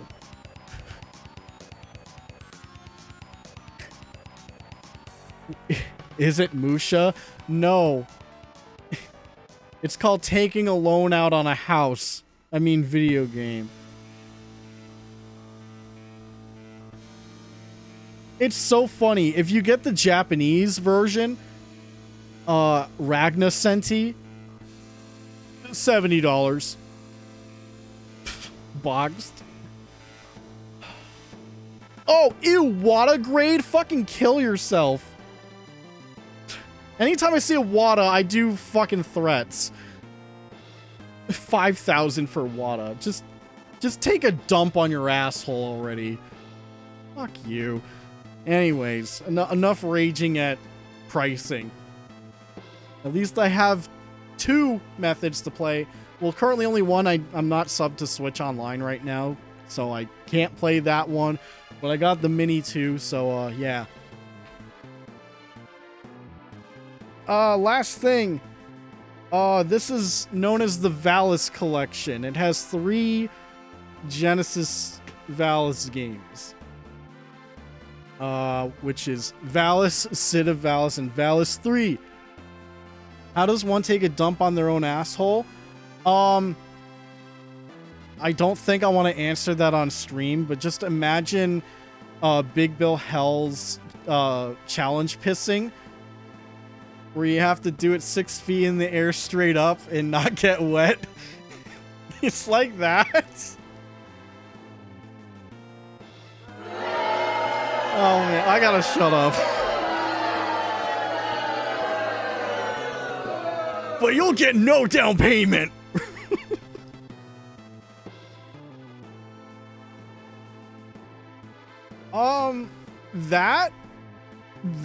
That's it for Genesis. I don't have anything else. Yeah, like NES, my Genesis, thanks for the mental image. You're welcome. That's what happens when you spam all my channel points. It's not payback or anything. It's just equivalent exchange. But yeah, my overall Genesis experience is, again, very limited. So a lot of the stuff here I can't really talk about in detail outside of stuff I've at least played more than 30 minutes of, like Castlevania. Yeah, it's also why, like, when I'm looking for Genesis games, I don't really, look, Like, I can't think of, like, I can think of, like, maybe I want a copy of Gunstar Heroes, but at the same time, there are plenty of ways to play Gunstar Heroes, but, I mean, that hasn't stopped me before, but it's just one of those things, like, well, if I want more Genesis stuff, I don't know what to look for, or what I truly care about. I just know that, not going to be getting Sega CD or 32X anytime soon, let alone Saturn.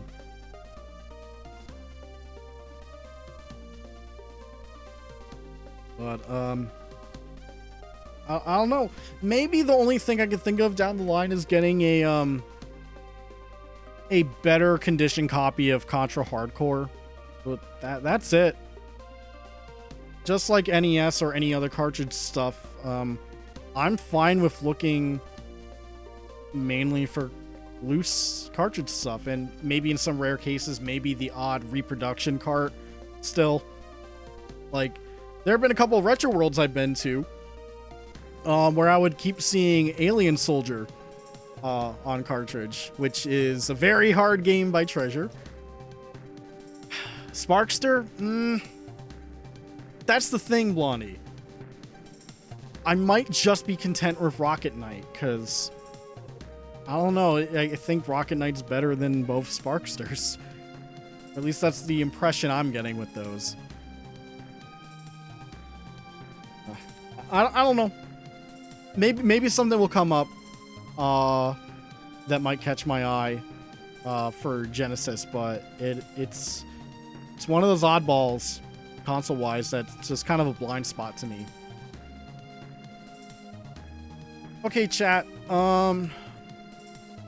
I can spare one more hour. I do work tomorrow, but I go in like an hour and a half later than usual, but I can spare one more hour.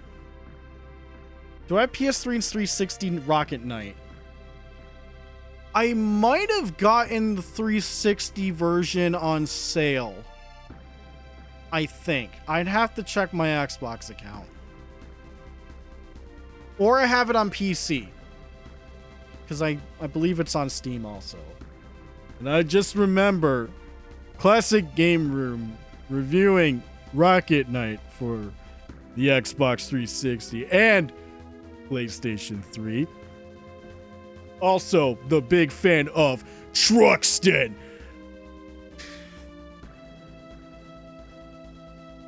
I never would, by the way, I never would have expected Classic Game Room or Mark from Classic Game Room to make fucking reviews again. I was shocked seeing new Classic Game Room reviews in this year. I'm like, what the fuck? Is this real?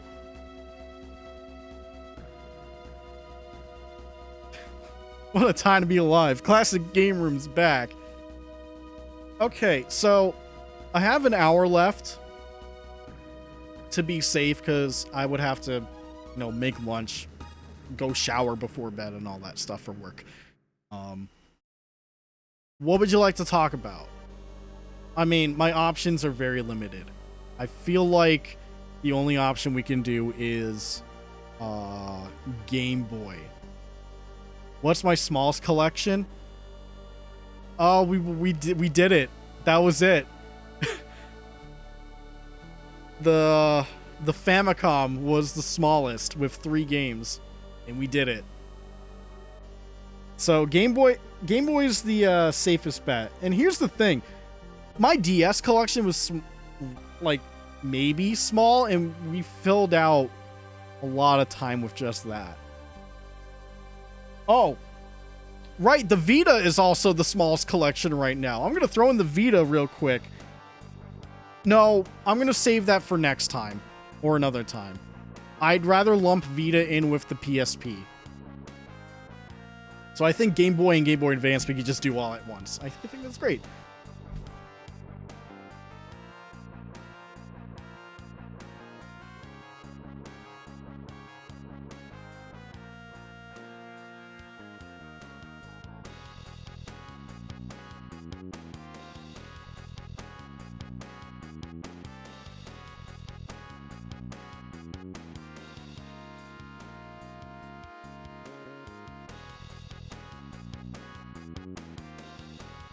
Okay, so I'm just gonna go drawer by drawer because I do have some boxed Game Boy Advance games, but I'll just start with this. We're lumping Game Boy Color, and GBA into one thing. So here's Castlevania Legends. You may have seen me stream this very briefly at some point. I think it was mainly when I was messing with the Game Boy interface. I think it may have been after I beat some game. I just decided, hey, I'm gonna boot up Swiss on my GameCube and test it out. Yeah. That being said, when we get to Castlevania Legends for like full stream purposes, I'm gonna play it on the Super Game Boy because it actually has a unique color scheme and border for this game. Not for Castlevania the Adventure, not for Belmont's Revenge, but for Castlevania Legends. The Super Game Boy has support. Which is very interesting. I'm not sure about the release window for those games necessarily, so not sure why that one was special, not Belmont's Revenge.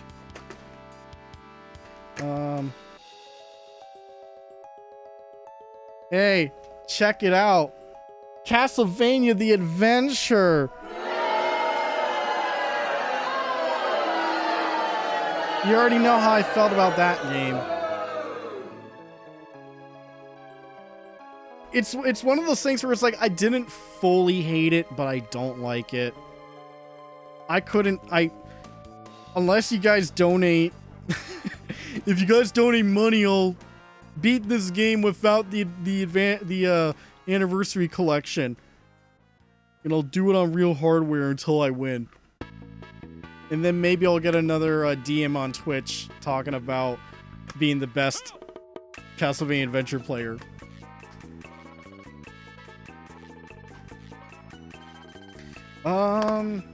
Oh.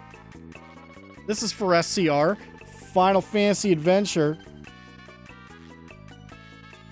I actually have that on the collection of mana as well.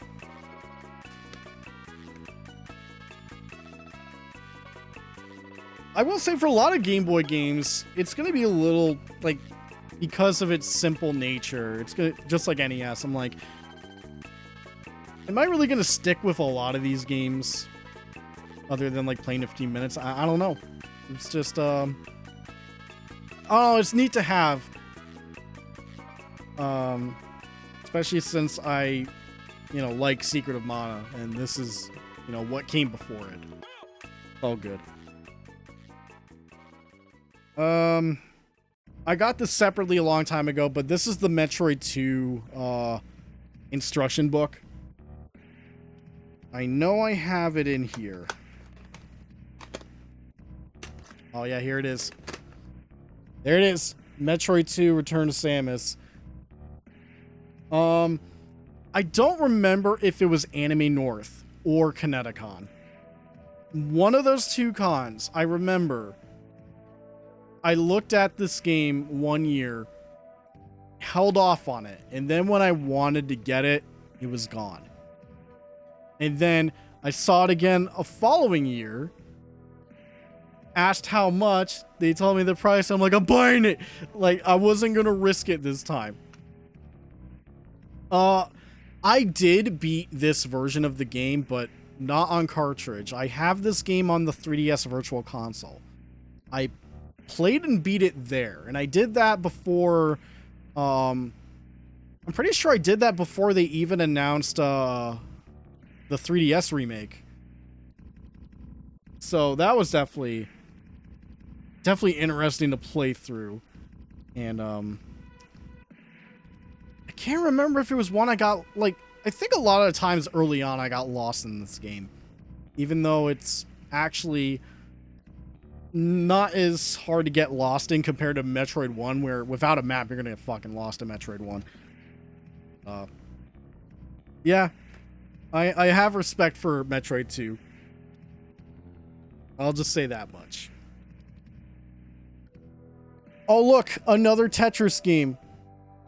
The quintessential Game Boy game. It's Tetris. That's all you get. Not much else. By the way, Tetris is all, like, this is a childhood game. I should mention that because this is another childhood game.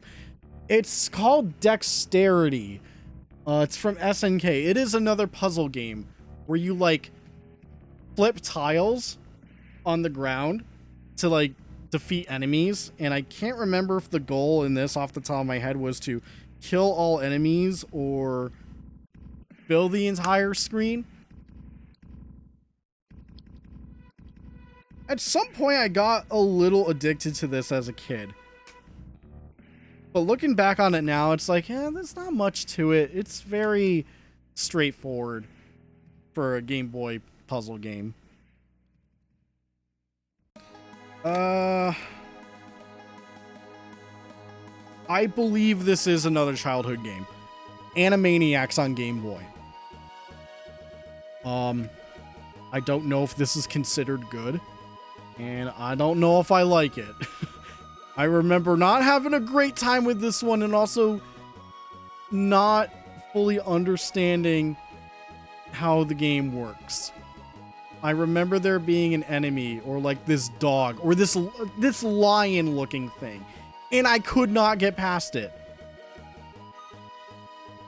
Maybe I was just dumb as a kid, but like I haven't gone back to it since. And it is from Konami, so I mean, I don't know. That's something I'll have to look into at some point. You think that has Super Game Boy support and it plays Super Nintendo music of that game? Ooh, I might have to look at that then. That is interesting. Oh, here's a childhood game that I fucking hate. Ren and Stimpy Space Cadet Adventures. This game sucks. It sucks.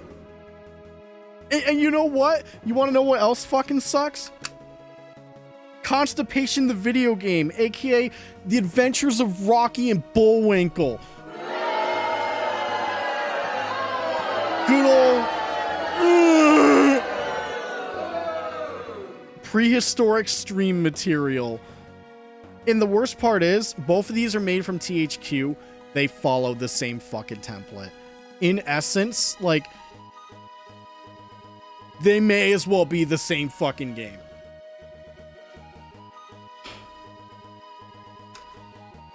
It's because we liked cartoons as kids. I don't know how we got these, or we just saw them and like, yeah, we like Ren and Stimpy, and we know what Rocky and Bullwinkle is somehow. Ugh. Awful games. If I ever like push myself to try and beat the games, they're not long games at all, but I don't think I could stomach it. Speaking of games I can't beat, the Game Boy version of Battletoads, another childhood game. I could not get past the, not the Turbo Tunnel. Is the Turbo Tunnel in this? Did they put this in the Game Boy version? I actually don't know. But there's a level where, I think it's stage 2. They made this stage 2 where, you're in this flying ship and you can shoot stuff. There's the freaking laser walls. I could never get past that to this day. I mean, I haven't tried in a very long time, but I couldn't do it back then. And yeah, that's where my Battletoads story ends. And this is actually the first Battletoads game I've ever played. It's funny how I knew that there was Battletoads on this, but not on the NES. Funny how that works. This is an interesting technical childhood game, because it's one where I'm not sure where it came from, but it's Pokemon Yellow. I legit don't know where this showed up. If it actually belonged to us or if it belonged to someone else that just left it at our house and didn't realize it. But it's mine now. I don't have much to say about Pokemon. I am world's worst Pokemon trainer. Look at one of my prehistoric streams where I put a Metapod against a Metapod and just said fight. They couldn't fight. They could just harden. Do you think I know how to fucking play Pokemon? This baby series? Clearly not. I'm too dumb for it. was Pikachu and it's yellow. That's my experience with Pokemon.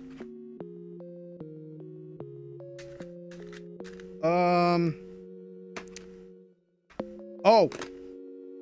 Another weird. Ash did that too. Oh my god, did Ash actually do that? I don't remember too much about the cartoon. Or, excuse me, the anime. But, here's another one. And funny enough, this is relevant with recent news. Recent-ish news, but again, this is a game, it's for the Game Boy Color. I don't know where this came from or why it showed up at our house. But it's Gex 3 Deep Pocket Gecko. I didn't play much of this one, but I legit don't know where this came from. I was more confused by this showing up than Pokemon Yellow, to be honest. Like, since when, like, we never owned a Game Boy Color. At all. We only got a Game Boy Color when I bought one for myself many years later, collecting stuff. So, where the fuck did this come from? It didn't come with that. I'll tell you that much.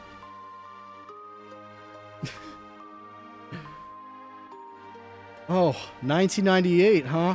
I'll never forget it. What'd you miss? Gex.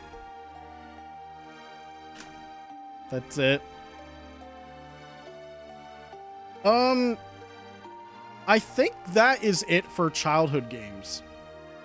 On that stuff. For Game Boy Color. I've got Super Mario Land.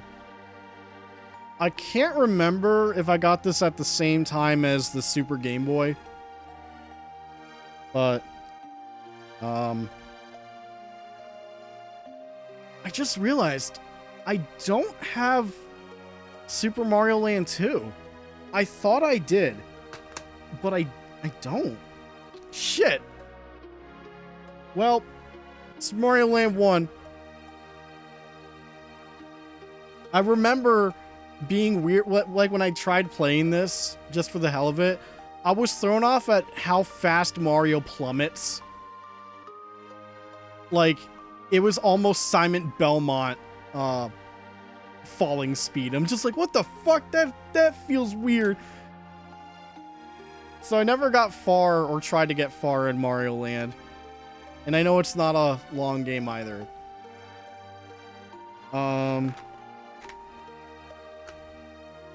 Then there's the Game Boy port for Killer Instinct, which is a very interesting port. And this actually has Super Game Boy support too, which is neat. In fact, I think if you use Super Game Boy support, you can play 2-player, right?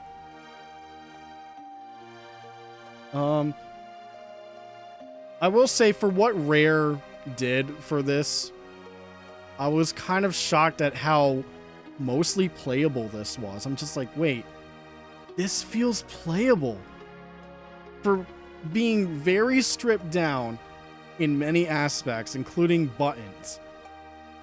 I felt like I was able to do stuff in it, and I'm just like, what the fuck? Mortal Kombat could never. Clearly, Mortal Kombat could never do that. Blondie, you might know these two, because you were probably there when I did it at Colossal Con. Final Fantasy Legend 2 and 3. By the way, can I call this contender for worst box art or cartridge art for the Game Boy? This gives off Dawn of Sorrow greatest hits energy for Castlevania. Where, here, Final Fantasy Legend 3, but also Final Fantasy Legend 3. And yeah, these are technically Saga games. And Final Fantasy Legend 1 has way different cover art. Which is why I'm very chronologically confused at why these two look like Final Fantasy Adventure with the solid color, but whatever. But yeah, these are RPGs. In retrospect, I may have overpaid for these at Colossal Con. The fact that freaking Paper Mario Sticker Star was more appropriately priced. Well, no, not really, but yeah. And I think this was also Colossal Con. Just to sidetrack back to Game Boy Color. Bionic Commando Elite Forces. Blondie, I think you vouched for this one for me. Ooh. Hopefully that save battery is okay. I don't know if that's just gunk or something, but like some black in there. Can't really see it from the camera, but Final Fantasy series is normally pricey, but it's not Final Fantasy. It's Saga. Well, but I don't think they know that. You did because of 3DS Virtual Console? Yeah, that checks out. I think I played a little bit of this when I was at Colossal Con 2 just to test it. I can't remember if one of us had like a DS or not. No, I think I may have done it back at Scott's place. Or I did it at home. I don't remember. But here's a neat one. Hey, wait a minute. Oh no, that's not gunk. That's just writing on the battery. Because Zelda Oracle Seasons also has it on the battery. So that's good. We're fine. Hey, these are on the Switch Online now. I wouldn't mind finding a cartridge for Ages, but I have Seasons. I'm interested in playing the Oracle games. Although for Link's Awakening, if we're talking about handheld ones, I've only played the Switch remake. But the Oracle games, curious about. There's a lot of Zelda games I want to catch up on, and that's definitely one of them. All right, this is this is Turok: Battle of the Bionosaurs. And someone's name is on it. Stram? Okay, this used to belong to a Stram. This is a 2D side-scrolling Turok game. And there's also another Turok Game Boy game for Turok 2. I don't have that. And then GBA has Turok Evolution, which some people consider to be better than the actual Turok Evolution. Yeah, if I ever in my life wanted to do a Turok retrospective, I just realized, shit, I gotta do the handheld ones, don't I? Fuck. Okay, here's a twofer. We've got Mega Man Extreme and Mega Man Extreme 2.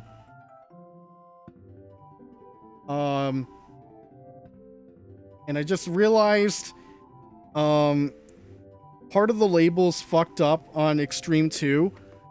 There's a hole right by Zero's torso, which is more foreshadowing than I would have ever expected from a damaged label.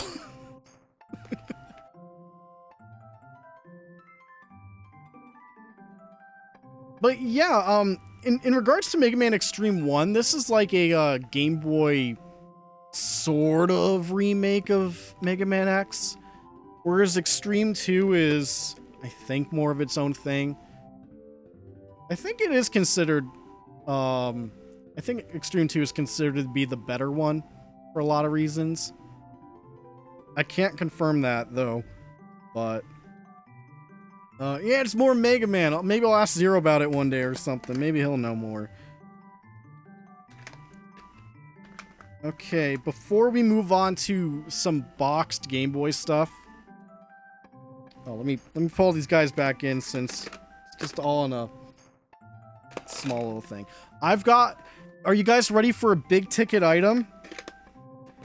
I think as of right now, this may be my most expensive Game Boy game, bar none. More expensive than Castlevania Legends. You have any idea what that could be?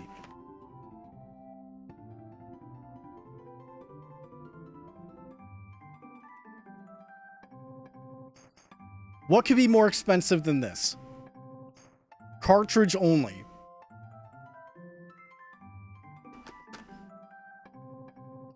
Any ideas?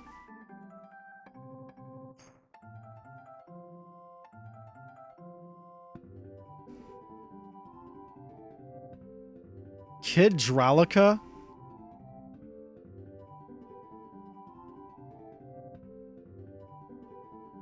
That Dralica?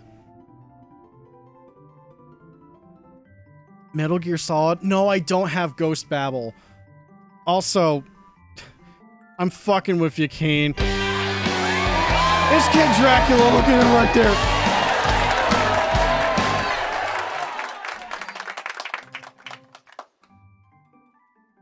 That means we get to stream this.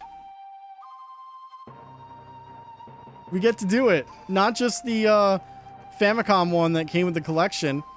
This one's not on any collection. And apparently a lot of people consider this to be superior than the to the Famicom one. I can't believe I got this when I did. By the way, ask me how much that cost. Ask me how much that cost me.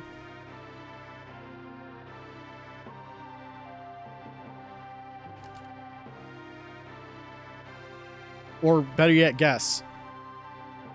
Not 500. Also, Blondie, not 200. Let me go back to my purchase history. Not 50. No way. Okay, yeah, not 200, Blondie. Man, the webcam makes me look all green even though there's so much white happening. 150? No, higher. 170? No. Keep going.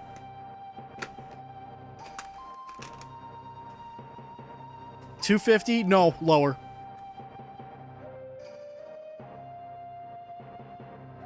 $190? No, lower.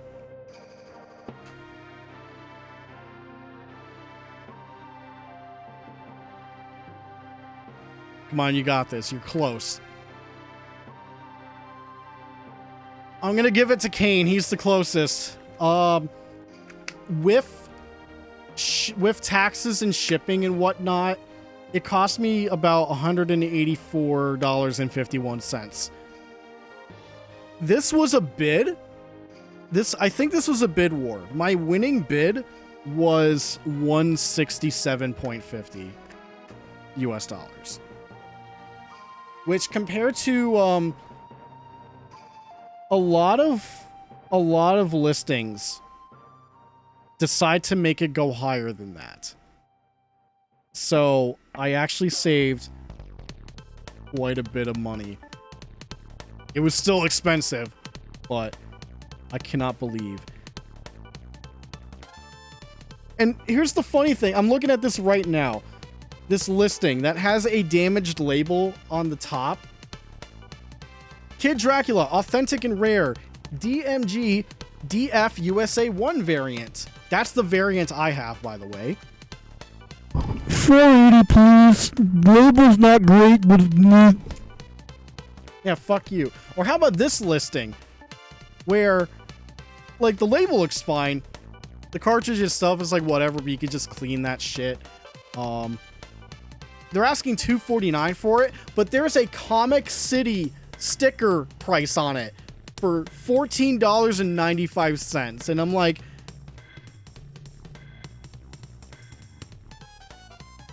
you know, you could have just taken that sticker off and no one would have been the wiser. And then people look at that and go like, fuck you.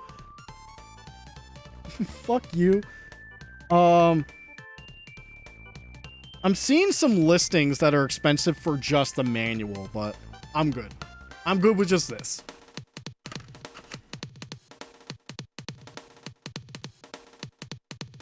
Anyways, for regular Game Boy, I'm gonna move on to some box stuff. I gotta get the other shelf out.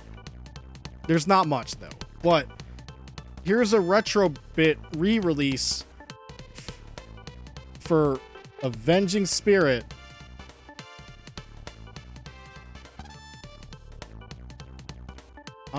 I'm sorry, I thought I heard some kind of noise. Was that it sounded like a voice. Was that the music? I think I'm hearing shit. I have no idea what the hell that was. Anyways, Avenging Spirit. This is a reprint that apparently has a glow-in-the-dark cartridge. Oh, hi, Nightman. Apparently, original copies of this are very expensive. So, I just said, yeah, screw it.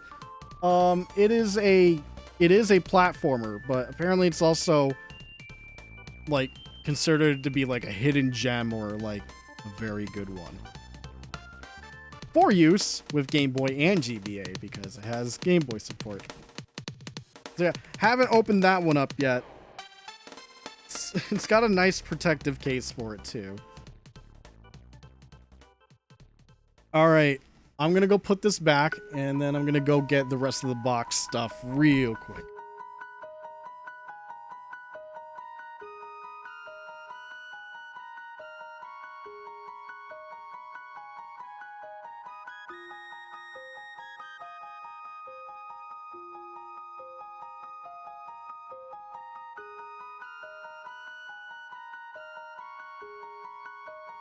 Okay. Ooh. So, first up, there is Return of the Ninja, which is for the Game Boy Color. This is a reprint, also limited run, take a shot.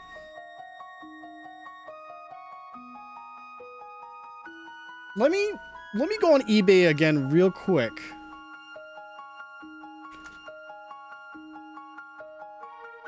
So, going back to Shadow of the Ninja on NES. Oh, that's why. Okay. So, I made a semi-good call with the reprint for Shadow of the Ninja. A original copy loose is about $100 or more.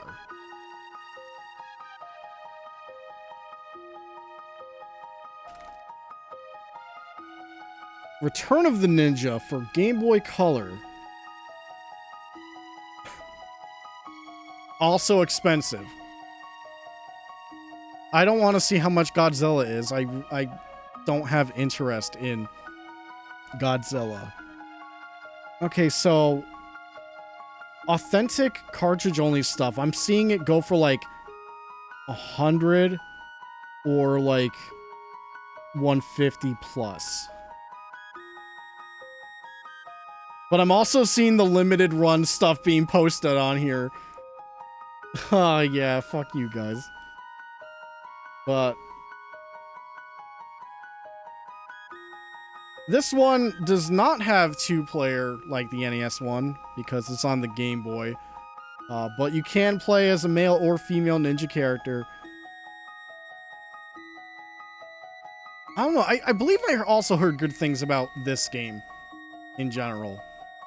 Not as expensive as Ninja 5-0. I don't care about Ninja 5-0. I just know about that. How much is the older Ninja Gaiden games? I think getting Trilogy on the SNES is the most expensive. Otherwise, the NES ones are manageable, last I checked. It's just the Trilogy on Super Nintendo is easily the most expensive one. Speaking of expensive, this is the limited run reprint of Shantae, a notoriously pricey Game Boy Color game. Notoriously expensive. So, of course, take the easy way out. It's official because WayForward also did it and everything. So, yeah. That's nice to have. I also have the port on Switch. So that's good. Take a shot, limited run again. Starhawk. This is a vertical shooter on Game Boy, not to be confused with the PlayStation 3 game known as Starhawk. Right? We're not confusing the game I played on PS3 first before knowing this existed. Why is Shantae so pricey? It was a late Game Boy Color game and it did not sell well, which means not many copies exist.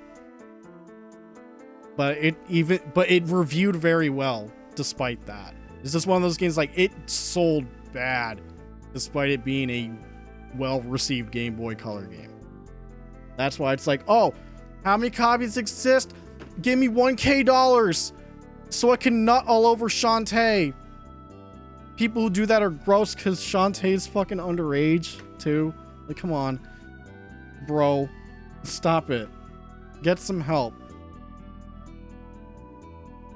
But it's cool that WayForward's been making more Shantae games, let alone working on releasing a canceled Game Boy Advance game for Shantae, which is insane to me. I got two more things. You can see that one first, but take a shot. Toki Tori, limited run. You don't think she's underage, or the creator hasn't said she isn't? I'd rather not go into that territory because that's just still very weird. I'd rather stay away from that stuff, you know? That ain't shit we want to talk about here. No thanks. I know I'm the one that brought it up, but we're just gonna drop it. Anyways, this is another reprint. This was actually originally published by Capcom on the Game Boy Color. It is a puzzle game. Please, Tokitori, do and you get these eggs. I believe the original copy that Capcom put out is also expensive. So that's another reason why I said, sure, I'll get this. Because if I wanted to get it later, how much is it going to cost me? Too much for what it is. Way too much. And last Game Boy game. The last one. Donkey Kong Land. Banana Yellow game pack. Is it more banana yellow, or is it the same yellow as Pokemon? Oh, that's the same yellow. I did try to play a bit of this. I think Donkey Kong Land 1's a little rough. Especially with how saving works in the game. Yeah, I'm surprised I got this boxed when I did. The manual is included, so it's complete. No coconut cream pies with that game, I'll tell you that much. No, thank you. Okay, that's it for Game Boy. / Game Boy Color. These are amiibo cards. These are just in here for storage reasons. I'm just gonna put those here for now. All I have left is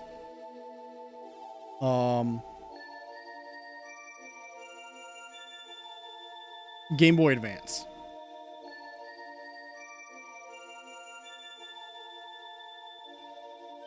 You have to find out what the coconut cream pie meme is about. It's from the Donkey Kong Country animated TV show. One of the songs that Donkey Kong sings trying to, I guess, woo Candy Kong. And that's one of the lines he says. There's a TV show? Yeah, you can thank Canada for that. That's actually a show I remember seeing a little bit on TV when I was a kid. It actually aired over here. I don't remember what channel it was on. It may have been on ABC. But I remember how it looked. Even as a kid, I remember it looked crusty as fuck, and it looks crusty as fuck. It was Fox Family? Yeah, maybe you're right. I wonder if they were connected to ABC at the time still or not. It's so fuzzy. I just remember actually seeing it a little bit. Not many episodes, but I knew it existed. All right. Last thing we're going to do for tonight is Game Boy Advance. So here's action replay for the Game Boy Advance. Yeah, so other than like the GameCube action replay and whatnot, I also had this. It came with a mini disc that is now lost to time. And I don't remember how this functions because it's got one of those plug-in ports. I don't know if that's one of the older USBs or not. But yeah, I just kind of have this. It's kind of useless now. And I think I used this on Metroid Fusion or Zero Mission at some point. But outside of that, I don't remember using it that much. Because I remember it was very difficult to kind of use. It was a little weird to, like, insert the game into the slot, but also have the Game Boy do the same thing. And I think I had the SP at the time, so it wasn't exactly great. But I just kind of still have it. I lost that PC disc. Lost the time. Don't know what happened to it. So that's it. I'm a cheater, but not anymore because I don't know how it works.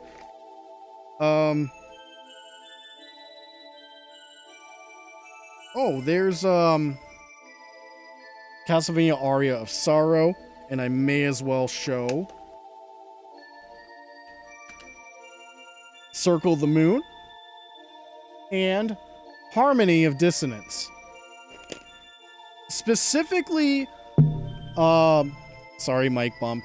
Aria of Sorrow and Circle of the Moon are childhood games for me. Circle of the Moon was my very first Game Boy Advance game.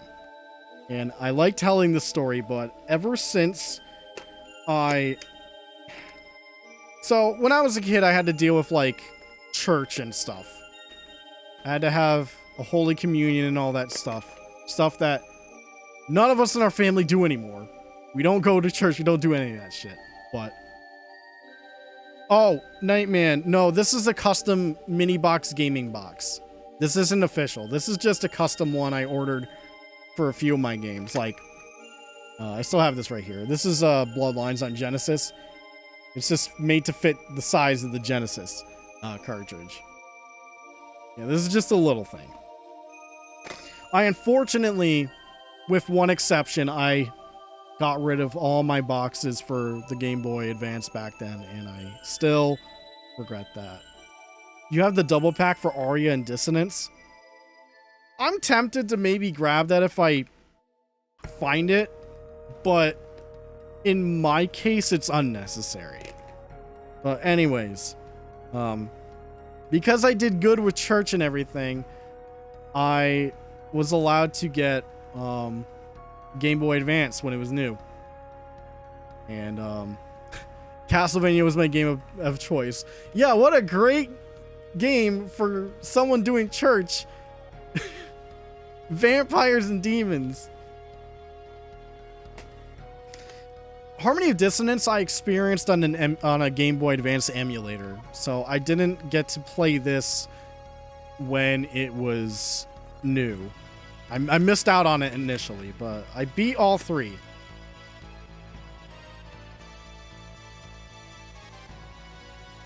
There was Aria connectivity for Dawn of Sorrow. Was there? I don't think I've known that this entire time, unless I did and forgot. I may have forgot.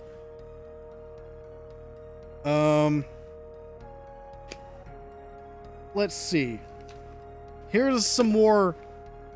Got you an item? Oh, okay. Well, wonder how good the item is.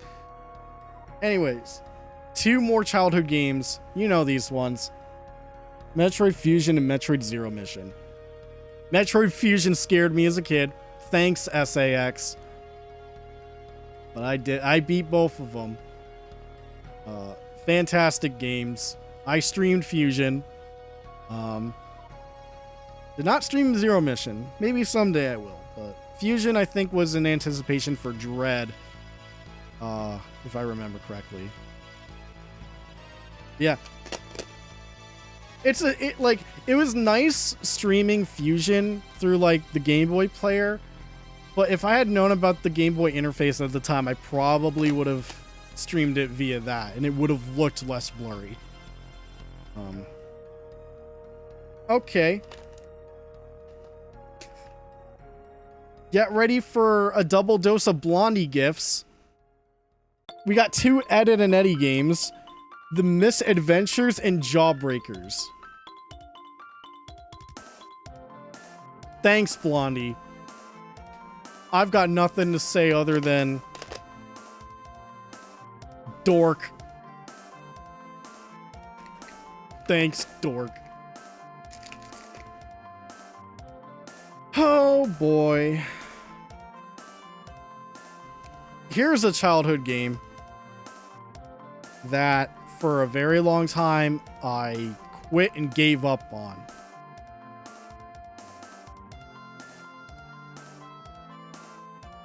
Harry Potter and the Sorcerer's Stone. So yeah, for a lot of reasons nowadays, talking about Harry Potter is a no-go. But back then, I was into Harry Potter. And I think my parents got me this game. I don't know if I picked it out for myself or they did. But I originally could not beat this fucking game because, Stealth. there were stealth missions in this game, and I was too stupid for that. And I couldn't do it because you had limited field of view in some parts. It was dark, and then when Professor Snape spots you, you fucking die. And I mean, you lose 50 points to Gryffindor or something. Years later, still before J.K. Rowling bullshit, before that ever happened, still years later, I go back and I'm like, oh, this game is fucking easy. Annoying, but easy. The stealth parts were not bad at all, but I was just like, oh god. It's also a very short game, I noticed. Thanks, EA. And the more I think about it, this is one of the very few Harry Potter games I beat. I remember playing, it may have been a pirated copy because of my brother, Sorcerer's Stone on PC. I think I beat that, but I don't remember if I cheated or not.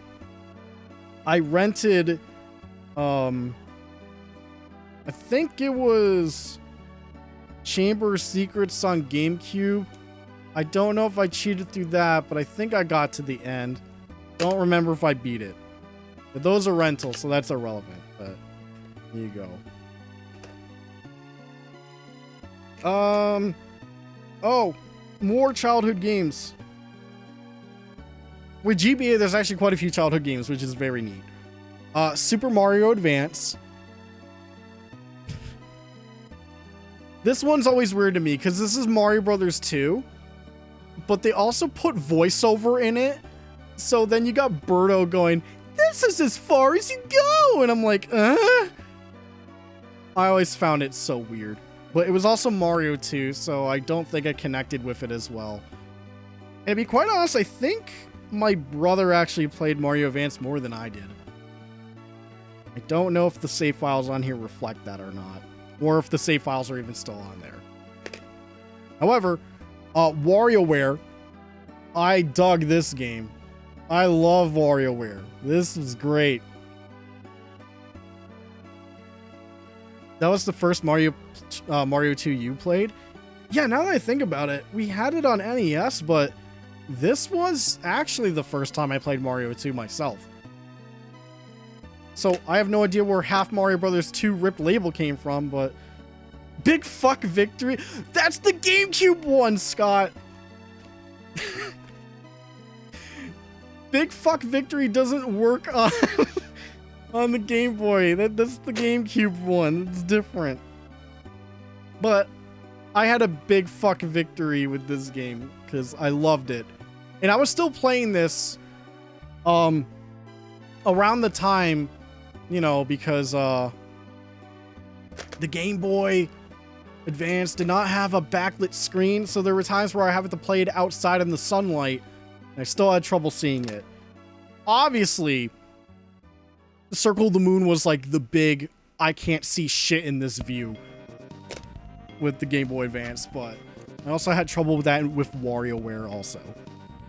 But yeah. It was great. One of my favorite games I picked out. But SCR, you're also right. Anytime WarioWare is mentioned, you can never forget Big Fuck winning. Never. Okay, speaking of Big Fuck winning from Canada, I caught people slipping. I got Sword of Mana, and the price tag is still on it. 15 Canadian. And I'm going to remove that price sticker right now, so I'm not like an eBay seller leaving a $15 sticker on Kid Dracula and asking $2.50 for it. The sticker's the rare part. Comic City doesn't exist anymore. So, yeah, Sword of Mana is... Correct me if I'm wrong, because I know the Seiken Densetsu experts in chat. This is a remake of one, right?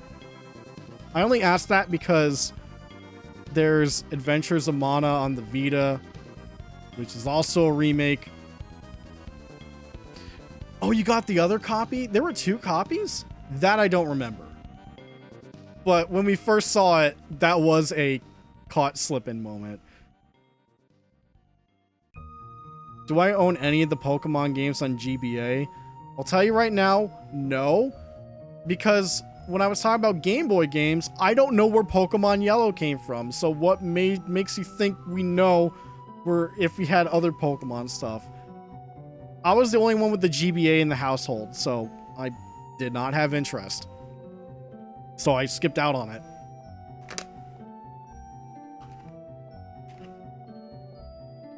So, we talked about this very briefly with the DS, but coming back, Mega Man 0, 3, and 4. I can't remember where I got these from. Oh, the price stickers are on these too. I think I know where I got them from. 04 said $28 and 03 said $23. It's not too bad. And I think this was... I can't remember if this was before or after the ZX collection came into existence. I can't remember. I think people say 03 is the best one, depending on who you ask. And I just know that 01 is like, fuck you, the video game. This is why I kind of have a weird aversion to it. It's like, we're just going to be hard, but not in the fun way. Make some questionable decisions. And then they just improve with the other games. So it's like, it's one of those cases where it's the first game syndrome, where it's like, they get better after that one. Here's a childhood game once again. I think I got this game close or shortly after I got my DS. Because I remember getting Mario Kart DS, and I don't know if it was the same birthday or shortly after. They gave me this game. Kingdom Hearts Chain of Memories, my very first Kingdom Hearts game. And let me tell you right now, very brief story. The commercial for this game came on the TV, and my mom or dad, I think it was my mom, I pretty much said, like, that's the game I want for my birthday or whatever. The thing is, because it's Kingdom Hearts, the commercial played simple and clean, the song, which I will tell you right now, that is a song where if I hear it and there's one or more people in the same room as me, if I hear it, I get secondhand embarrassment and have to hide my face. I'm just like, oh, please don't, we cannot be in the same room listening to this song. I have to be alone if I want to listen to it. If anyone else walks in and I hear it, I just get embarrassed. It's just one of those songs that does that to me. By the way, they recognized that in Got Me Chain of Memories. I could not beat this game as a kid. I got as far as the final boss and I couldn't beat it. Because through the whole game, I was not understanding the mechanics correctly. My entire playthrough was like, alright, mash L and R together to do the 3-card sleight over and over. What do you mean I'm out of cards? And I couldn't beat the game.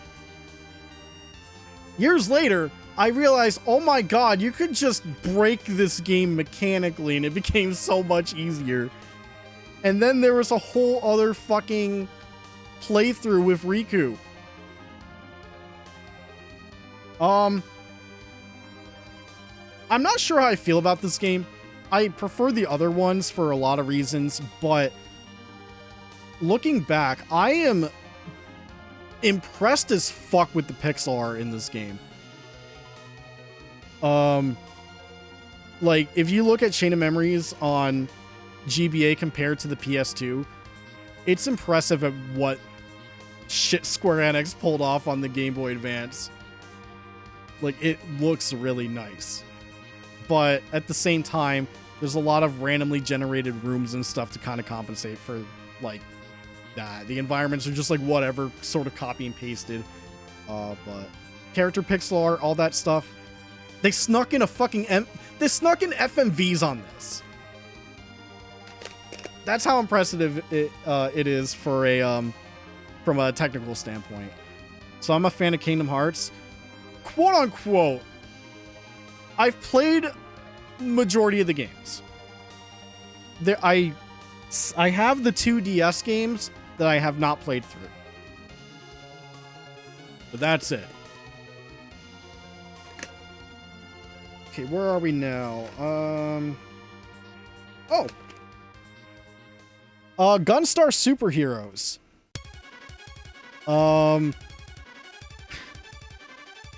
I'm very curious about this one, as I have played Gunstar Heroes all the way through when I got it on PlayStation 3 years ago. I played a little bit of this and I can't remember if this has a screen crunch problem or not. But that's something I'm gonna look more toward, like, I'm gonna look into, but I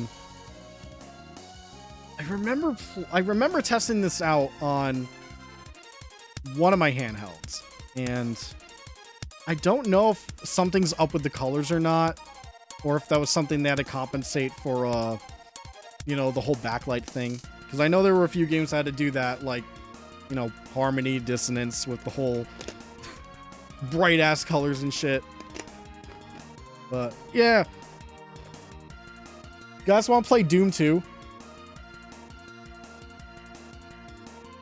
I can't remember if people said this port is terrible or not. All I know is I got this when from like the same person I got Die Hard and Mega Man 2 from. And also from that same person, Kirby Nightmare in Dreamland. So yeah, I got a Kirby game still in the little thing. Oh, I think there was one other game that came with the deal. Oh, it's the port's bad because of cut levels. I'm more concerned about playability more than shit being cut, but whatever. Then you got Duke Nukem Advance. I think the funniest thing with this game was Blondie and Hero were in a call with me, and I was just testing it out with my my DS capture card. Because, like, this game doesn't have music other than the fucking pause and main menu. So it's just silent. And there are some Duke lines in there. So, like, I try to open a door. Duke's like, damn. And then I pause the game and the fucking Duke theme played immediately. And we just started cracking up. Damn. If that isn't the perfect Duke Nukem experience, I don't know what is. Also, this fucking game has the loudest fucking alarm. Still not the loudest Game Boy Advance game.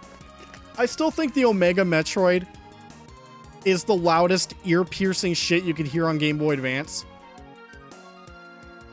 If you know, you know. It's fucking loud. Thanks, Metroid Fusion. Oh.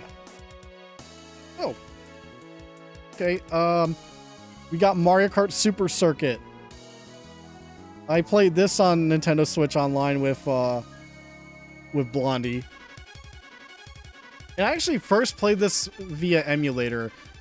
I don't have strong feelings towards it. It's just like whatever for me. Yeah, the Ridley Screams too.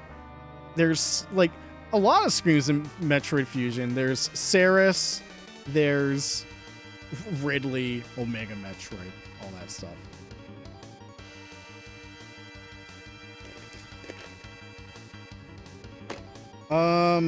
Then we've got, check this out. Both Golden Sun games, which is funny because when we did the DS talk, we got the DS Golden Sun game. For the longest time, I did not know that Golden Sun was split between two GBA games. I thought it was a single entity. So I was actually kind of surprised, like, wait, there's what? Two? Golden Sun, won't you come? Wash rain, the rain. Yeah, Camelot RPGs. Featuring music from Motoi Sakuraba once again, always showing up.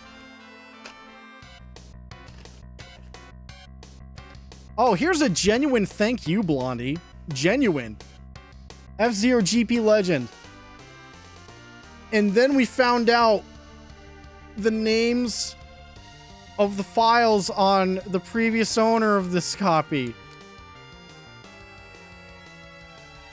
Booted up to test it and we're greeted with fuck you. I'm not making this up. Blondie didn't know because when he tested this for me, before he gave it to me, he tested it via his Retron, which supports GBA, but the Retron's emulation based, so it didn't pull the save files or anything. So when I tested it on actual hardware, when I got it, I was like, fuck you, what?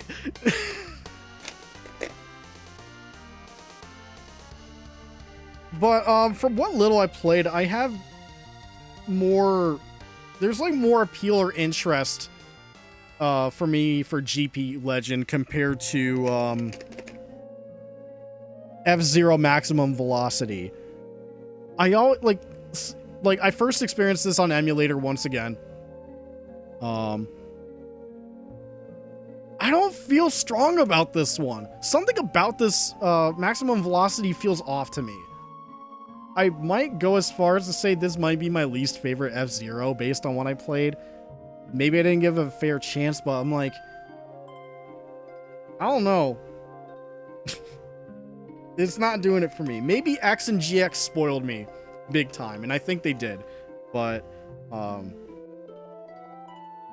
don't know.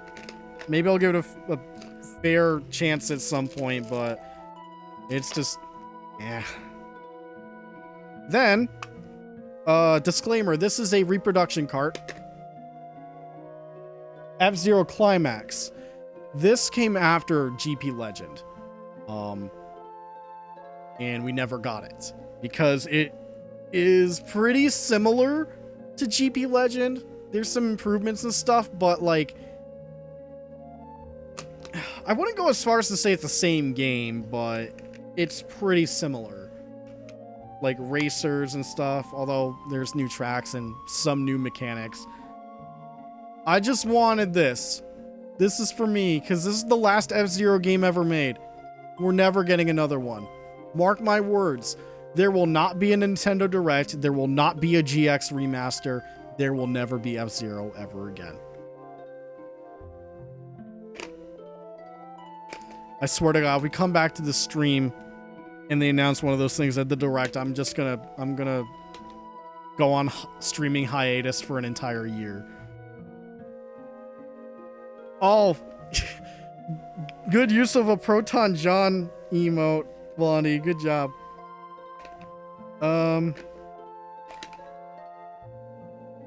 Zelda Four Swords, or specifically, it's Link to the Past Four Swords. I didn't realize that when I grabbed this, I didn't realize Link to the Past was on that because I didn't read it. I just saw Four Swords bigger. I'm like, oh, cool, I'll get that. But it's got Link to the Past on there also. It's also got voice clips, so you're going to be hearing Link say, yeah, every time he swings a sword in Link to the Past. But, hey, this is neat. This didn't cost that much, thankfully. One day I'll give proper Link to the Past a proper playthrough. On the Super Nintendo, at least. Now, I'm not sure if this is my most expensive GBA game. Loose. Because I have one boxed GBA game complete that I know is the most expensive one I have, by far. But loose, I think this may be my most expensive one. As far as I'm aware. That's Fire Emblem. Not much to say. I am not great at these games, but why do I get them? I don't know. It's Fire Emblem. It's a notable thing.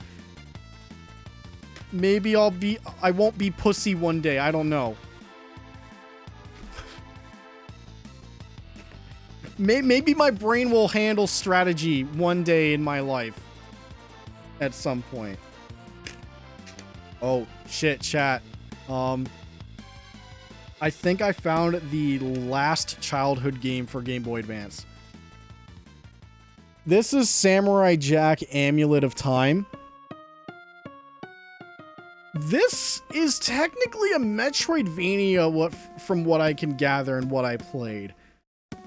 I did not really like this. I had trouble with it. It didn't control that well or feel great to play. It sucks because, like, yeah, I liked Samurai Jack, and I'm pretty sure my parents knew that too, so they got me this. But you want to know what's even funnier? I got this for Christmas. You want to know what else I got for Christmas that same time? A little game called Metroid Fusion and Metroid Prime. So, to be honest, it balanced out. 2 out of 3 ain't bad for winners. Straight up. Easy win. Samurai Jack on PS2. Never played that one. Yeah. Okay, so I have a few more repros, and then I got one final game. Unless I'm missing something. Oh, yeah, okay. So, reproduction time once again. Mother 3. We are never getting this. This is the fan translation. People swear by this game. People swear by Mother 3. I will Hopefully one day give it a fair shake. But yeah, Nintendo's never going to localize that. Other reproduction car. I actually got this from Retro World last year. This was just for the hell of it because I already had Mother 3. But Mother 1 and 2, the GBA ports, that never got localized here. So that's cool. So I don't have much to say. You can play both Earthbound Beginnings and Earthbound on Nintendo Switch Online now. And then probably the most interesting GBA thing I own. This is a Resident Evil 2 prototype. So I don't know how to describe it. It is prototype in every sense of the word. You walk through like the first few screens of RE2 as Leon. There's a couple of enemies, maybe like one, maybe two total. And then when you get to the end, there's like a weird Street Fighter thing. And then it ends. I don't know if I showed footage of this on stream at some point. It is very short. But it's neat to have. Because I'm a Resident Evil fan, and I'm just like, yeah, sure, why not? It's so fucking weird. I did? Again, I don't remember if I did. Yeah, there was going to be a Game Boy Color RE1. I don't have a prototype of that or anything. Oh, I don't even have Resident Evil Gaiden. Just, whatever. Alright, last game. Give me 1 second. Last Game Boy Advance game, and the last game for tonight.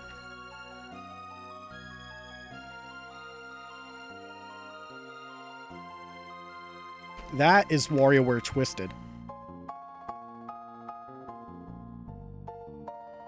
This is why I'd say this is the most expensive game I have, because it's complete. This is the only remaining GBA box I kept. Every other GBA game box I had, gone. Gaiden got spoiled for you? Yeah, I get it.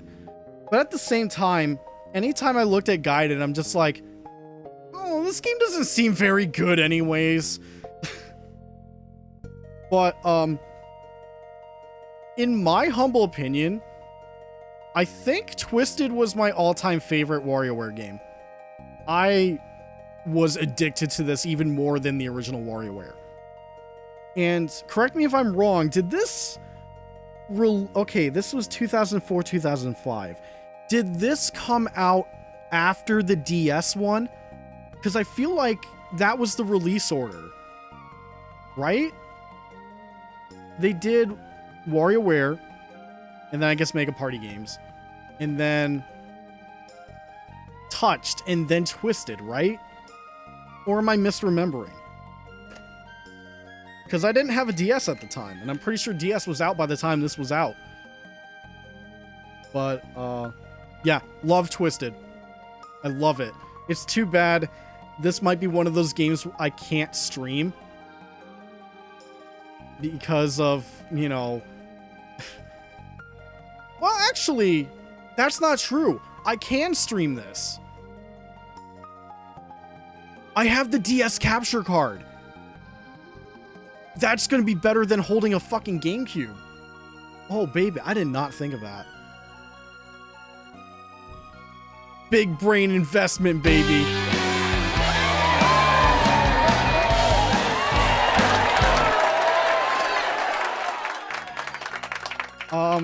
And that's it. That's the Game Boy Advance. I got a decent amount of collection. There's a few GBA games I'm technically still on the lookout for. Ninja 5-0 is not one of them. Um, but yeah, I'm pretty happy with what I got. I don't have any major stinkers like Rocky and Bullwinkle and Ren and Stimpy on the GBA. I mean, Ed and Eddie's here, but at least I don't know. Maybe they are that bad. I don't know.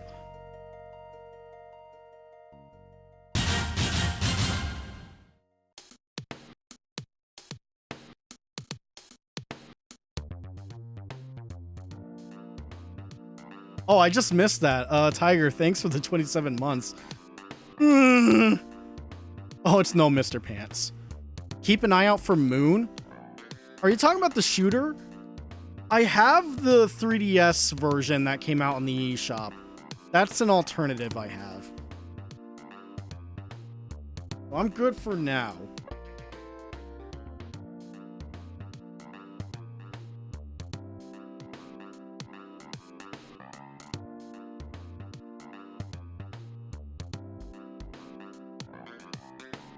Okay.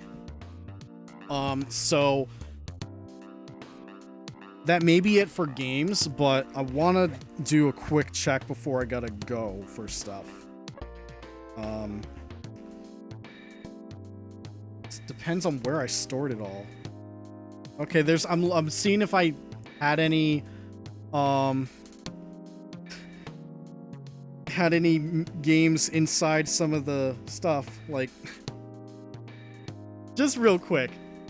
Because of the GBA, these were some of the fucking accessories I had to, you know, make sure I fucking saw stuff in the background. None of them worked great. It tried, but... Oh, man. What an era that was. No, these are just wires, including a rechargeable battery pack for the GBA. Okay. Then it's in the other.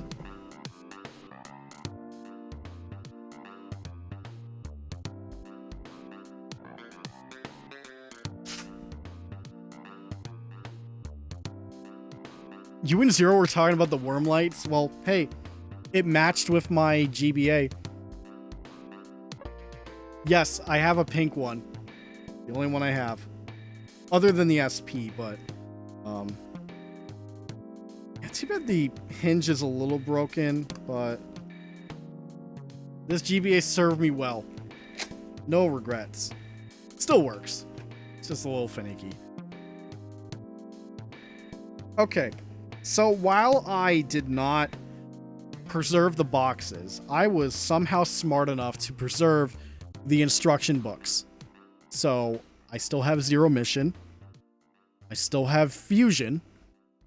I mean, especially like some of these, considering like booklet costs for some of these games. Chain of Memories I still have. Aria of Sorrow I still have. Same with Circle of the Moon. A little beat up though, but for being my first GBA game, that does not surprise me. Harry Potter I have. And then Samurai Jack. Yeah, I'm very happy that I still have these booklets and I'm still hanging on to them. May have lost the box, but hey, it's better than nothing.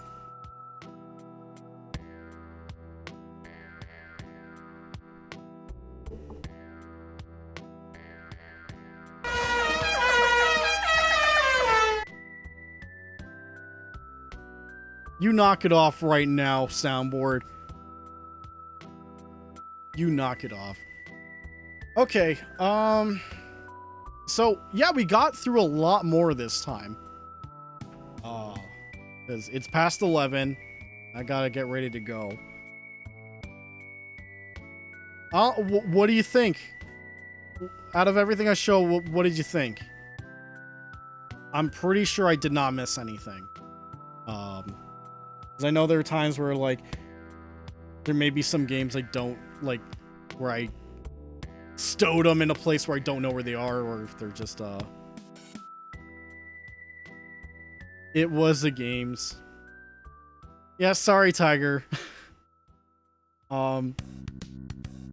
Just as the brief recap, I went over my NES, Genesis, Game Boy Color, and Game Boy Advance stuff.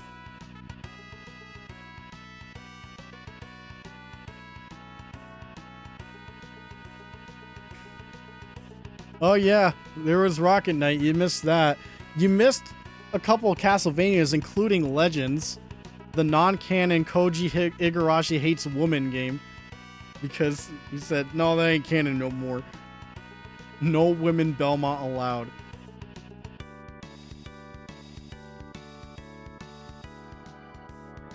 And Kid Dracula for Game Boy. Yeah. But yeah, you got to see a few more pricey bullshit from me. Can't wait till next time, depending on what we talk about, because going forward, most of the collections are going to be bigger and bigger. Unless your name is the PSP and PS Vita. Well, other than that, it's going to just get bigger from here. You hope the PS2 collection's just as good? Oh, there's a lot. I'm just thinking about it now. There's a lot. And I'm just glancing over at it. I feel like PS2 would be its own stream.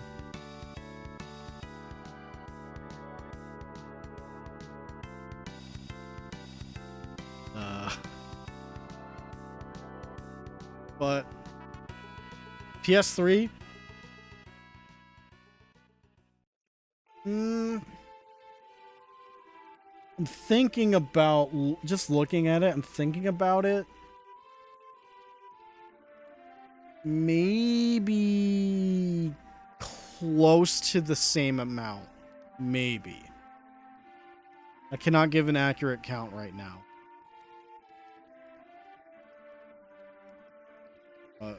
We'll figure out what we'll do next time, whenever that is. I was only doing this today because of a slight schedule shift for work tomorrow, but I still got work, so I gotta wrap this up.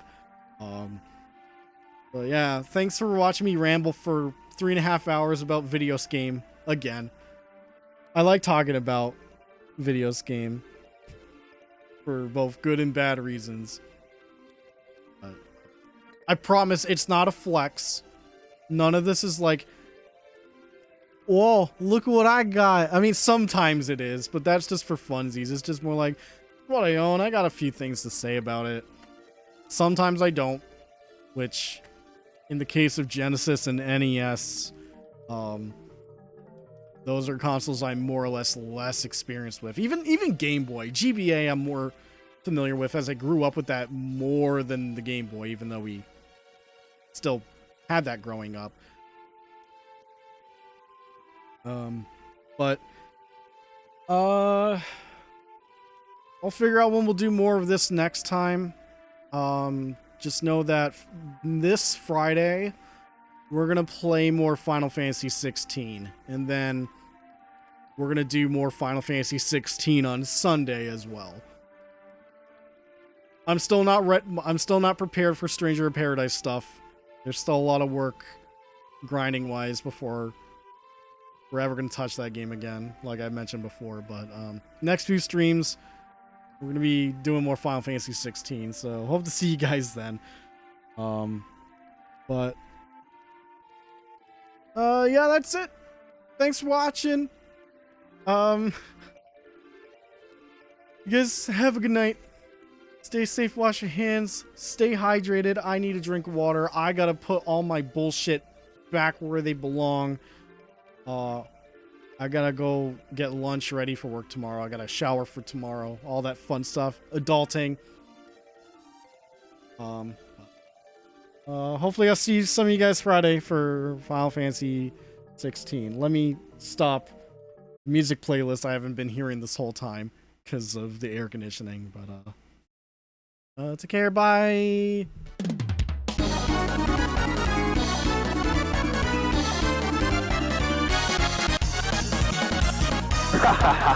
Ronaldinho success!